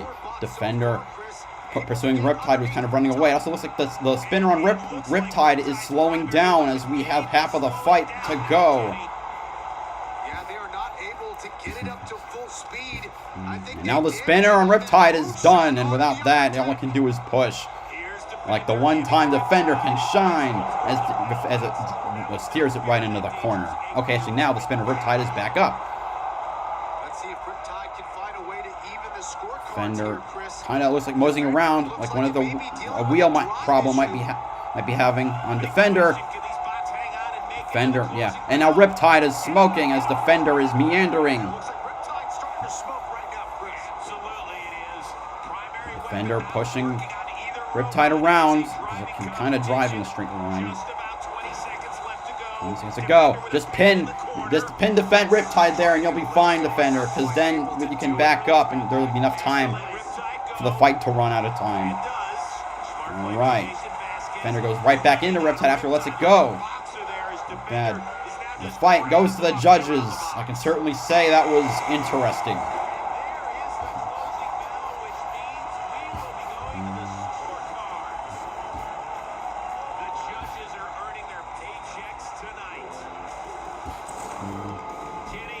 Frankly, indeed. Fender, like, bum rushing Riptide as much as it could, got knocked on its back, was struggling to get back over. Riptide knocked upside down, trying to hit into a wall, knocks it back over. Like, in the process, lands on its side. Defender lets it go. Then Defender flips super high, lands right on the upper deck. Unfreaking believable. And then the fight just kind of petered out there. Weapons eventually went down, but as the control bot, Defender was better set up to take advantage. Exactly. Defender stayed aggressive. It was the lower bot in this match which allowed it to get underneath Riptide and control the action. That should pay dividends on the scorecard. Here's our man Farouk with the results. The results from the judges are in. If you have an egg beater, well, I'll talk about that afterwards. This has to be Defender, right? Right? Yeah. Defender wins, goes to 1-1. Riptide also goes to 1-1.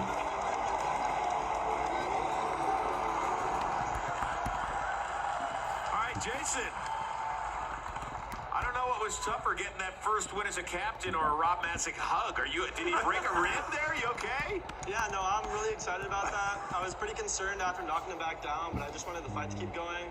But, I mean, I'm happy I won. It was a pretty good, close fight, so. Your first win here at Battlebots, man. How does that feel? It feels really good. It feels so weird because I feel like I've won 1,000 times with Whiplash, but I guess this is the real deal. Nobody can say I didn't win, so pretty happy with it. Is your brother around there, or did you just have to go brag in his face now that you got one? Oh, no, there are no hard feelings between us. He's kind of in the shadows around here, just kind of helping me out, giving me good vibes before the fight, so. Good deal. Well, congratulations on getting your first win as a team captain. That's awesome, dude.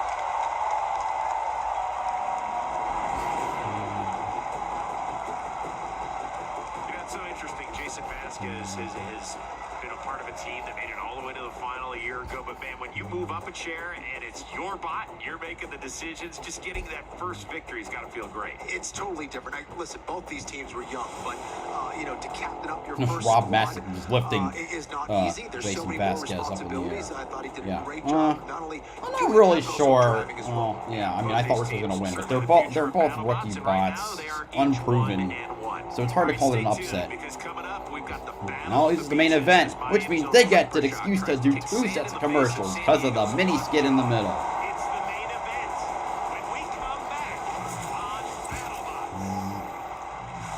Anyway, might as well go over the main event.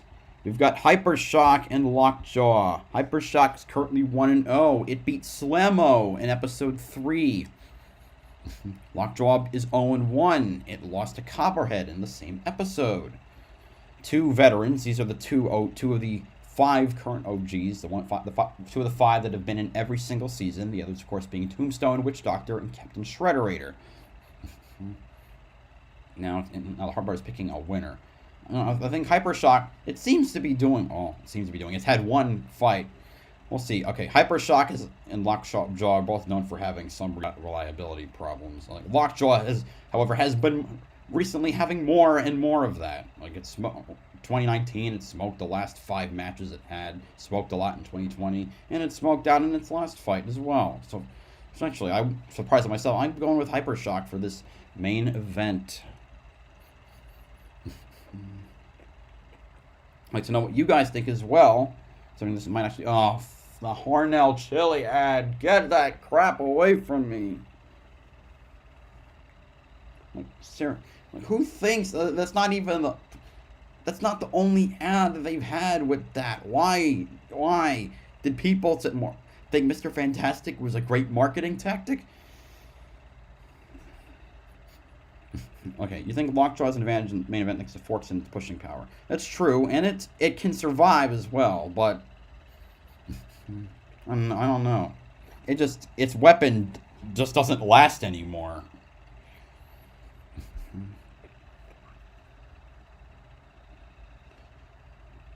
Maybe compared to Hypershock, I think.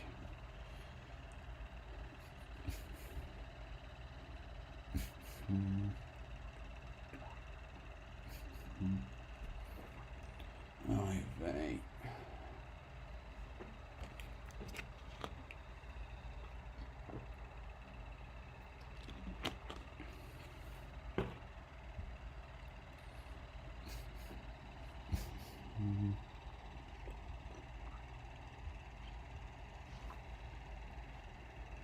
All right.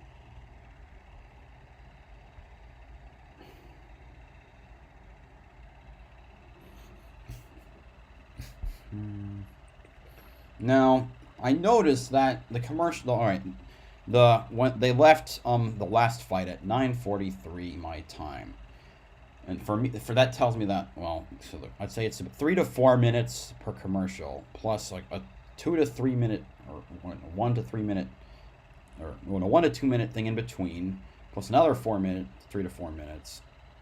That doesn't leave a lot of time for the main event, which makes me think that this fight ends quickly. Oh. Fighting robots close to 25 years. Everybody always looks at Battlebots like, oh, it's cool, you're on the TV show. It takes a little time for them to get to, how'd you get into it? I tell them all the same thing. I started out building remote control planes and gliders just like every other kid. That was a little different. But really, we're just hungry for more complicated things to work on than regular kids. Finding something you're passionate about is important for your success. And the only way to do that is to introduce yourself to new technologies, and I think BattleBots does that. The thing about BattleBots, it's been good for me and my career, all the way from day one of just building garage robots. I now have my own company building sophisticated drones because what I was doing in my spare time just rolled into it. That's what I think is great. All the skills you learn here, including losing and winning, are keys to your success in the outside world. Honestly. And now we're back. And now we gotta wait longer.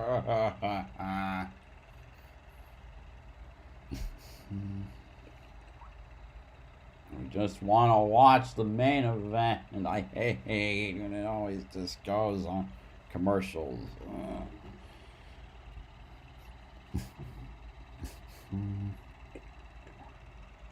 You said drones. Wait, you said drones. I thought you said something else. I can't. I don't know what you're saying. I don't know what you were thinking of, and I don't think I want to know.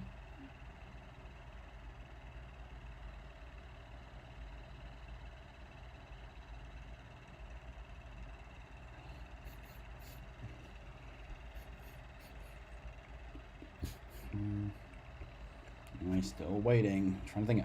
I exhausted what I was going to talk about earlier because like we were talking about Team Loki and actually now I remember something. I mentioned that Donald Hudson has been in every season since the beginning, and so he's had obviously multiple robots. I mentioned Dissector, but one of his more famous ones and more interesting ones was this. That is an ad. That is not what I clicked on. Thought I clicked on.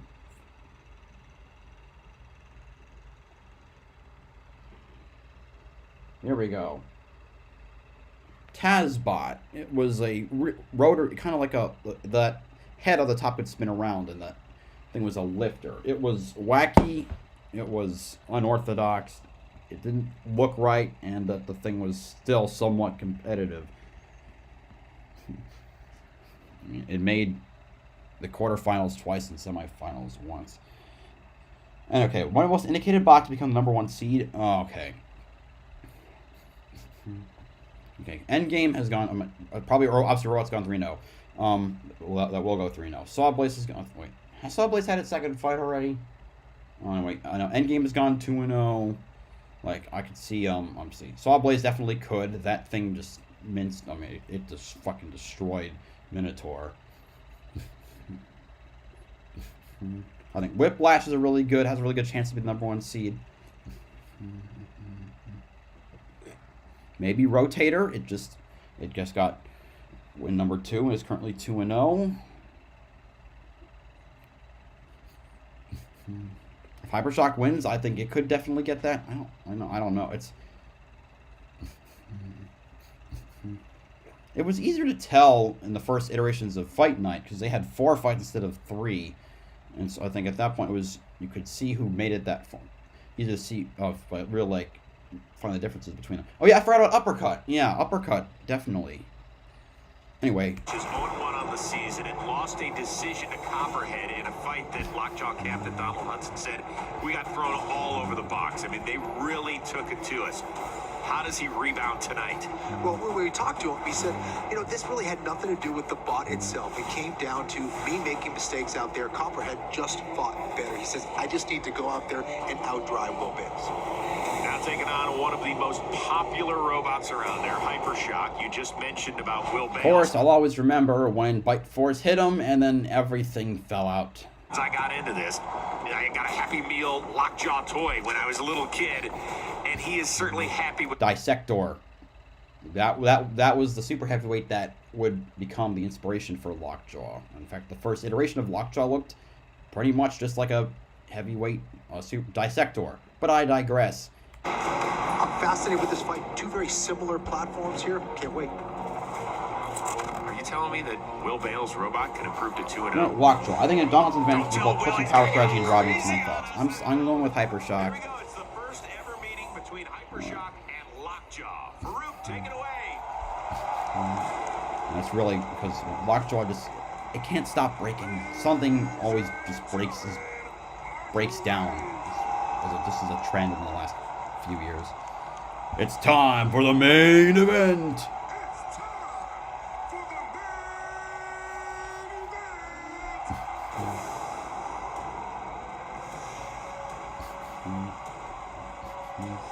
Smoke pouring, saws blazing. Wow, okay, did not mean to make that reference. Honey, he'll beat your face. He'll drag you for filth, but he ain't wearing mascara. Serving you carnage, unstoppability, nightmares, and terror. Sash Slay, Shantae, it's Hypershock! No, you should have said Shantae, you slay or something. Anyway, Hypershock.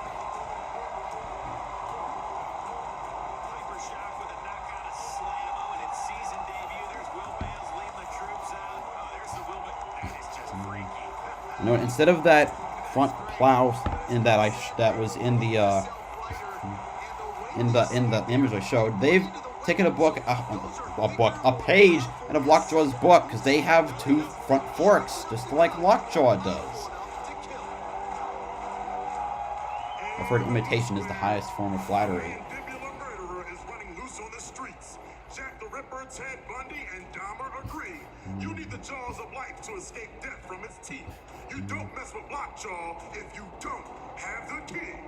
It's Lockjaw. Lockjaw, that green. Donald Hudson, one of the most popular drivers out there, but he is always pointing to his machine and his crew for the credit. And I think I see on the back, it's either the normally if you see something on the back, usually the plow they have for, but that's usually for horizontals. So I'm thinking, okay, I need to get a better look at it. It wouldn't make the plow wouldn't make sense against the vertical like Hypershock.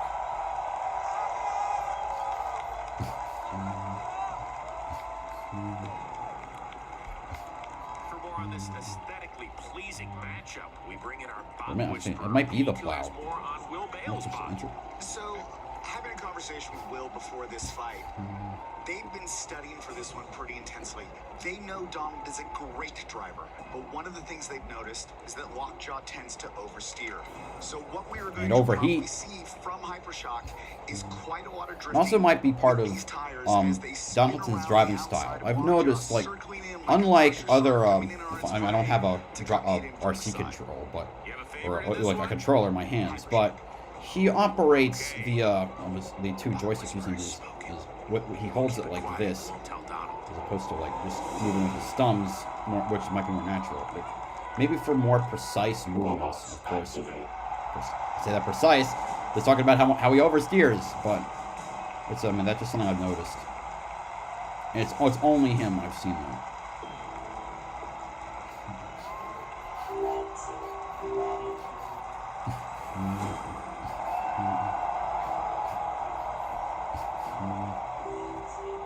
All right, prepare for a fast one. Just I can tell from what time it is. This fight is probably gonna go down in less than a minute. The box is locked. The lights are on. It's robot fighting time.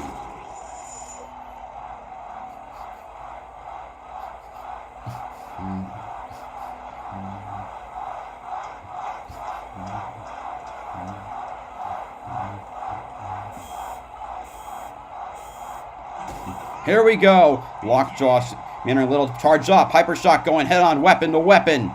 Lockjaw stumbling a little across the floor. And Hypershock drives into the screws. Both are going head on. At least trying.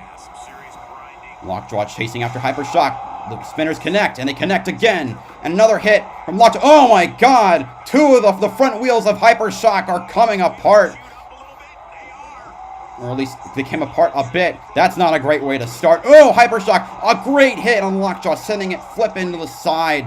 Another hit from Hypershock, and that weapon of Lockjaw looks like it almost slowed down. Oh, Hypershock getting under Lockjaw, knocking it around, knocking it on its back. But Lockjaw can still drive upside down, though its forks aren't as good. Another fantastic hit from Hypershock, but it loses a wheel in the process. And Lockjaw seems to having a little trouble moving, and as a hit from Hypershock flips it over.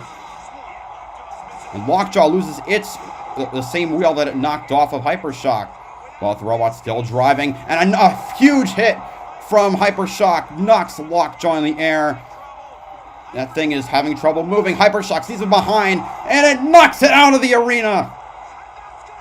And that, yes, that is, as Kenny said, that's going to be it. An UDA, unintentional, I'd have to think.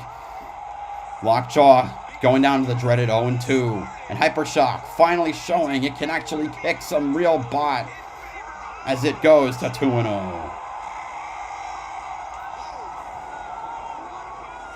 Dang, that was pretty good. It lasted longer than I thought. I'm happy about that because there were some great hits from both of these robots. Wheels flying off, robots flipping, and an out of the arena to finish.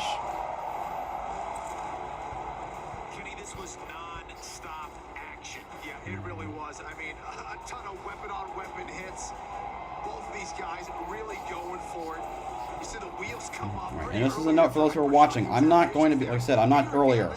No Battlebots next week. Thursday is the Daytona Duels, so I'm going to be streaming that instead. It's like the only thing, that racing thing that happens on a Thursday. Well, there is one more, but it's in September. You cannot do that inside of the battle box. And look at the crowning blow to finish it off as Donald Hudson's Lockjaw flies several feet behind the barrier. Damn. Thank you. Will Bales. Hey, Will, explain to us how you want to fight with your tires all chewed up. Apparently we don't need most of them. You fight like a NASCAR driver at Atlanta. Old Atlanta. The robot drives really or Rockingham. Well. 2 seasons ago, we managed most of a fight against bike ports with one wheel left. So it tracks really well. I've luckily gotten enough driving practice with the last version to be able to kind of just scoot around. And we're just happy that everything worked the whole time. That's a miracle. Will, you went against Donald Hudson, a legend of the game. What has he meant to your career? Donald, when I was a kid, Donald was the guy who kept winning, and we all looked up to. Like you said, I had his Happy Meal toy. I had his RC toy. I had everything Dissector or Tazbot. They were the coolest robots to me. So when I grew up, I wanted to build robots as cool as his. So to be able to fight him at all is a dream come true. To be able to win is a fluke. And that I will take, and you can't have it back. Oh, and sounding it's a fluke. On your 2-0 start. Thanks, guys. Appreciate it.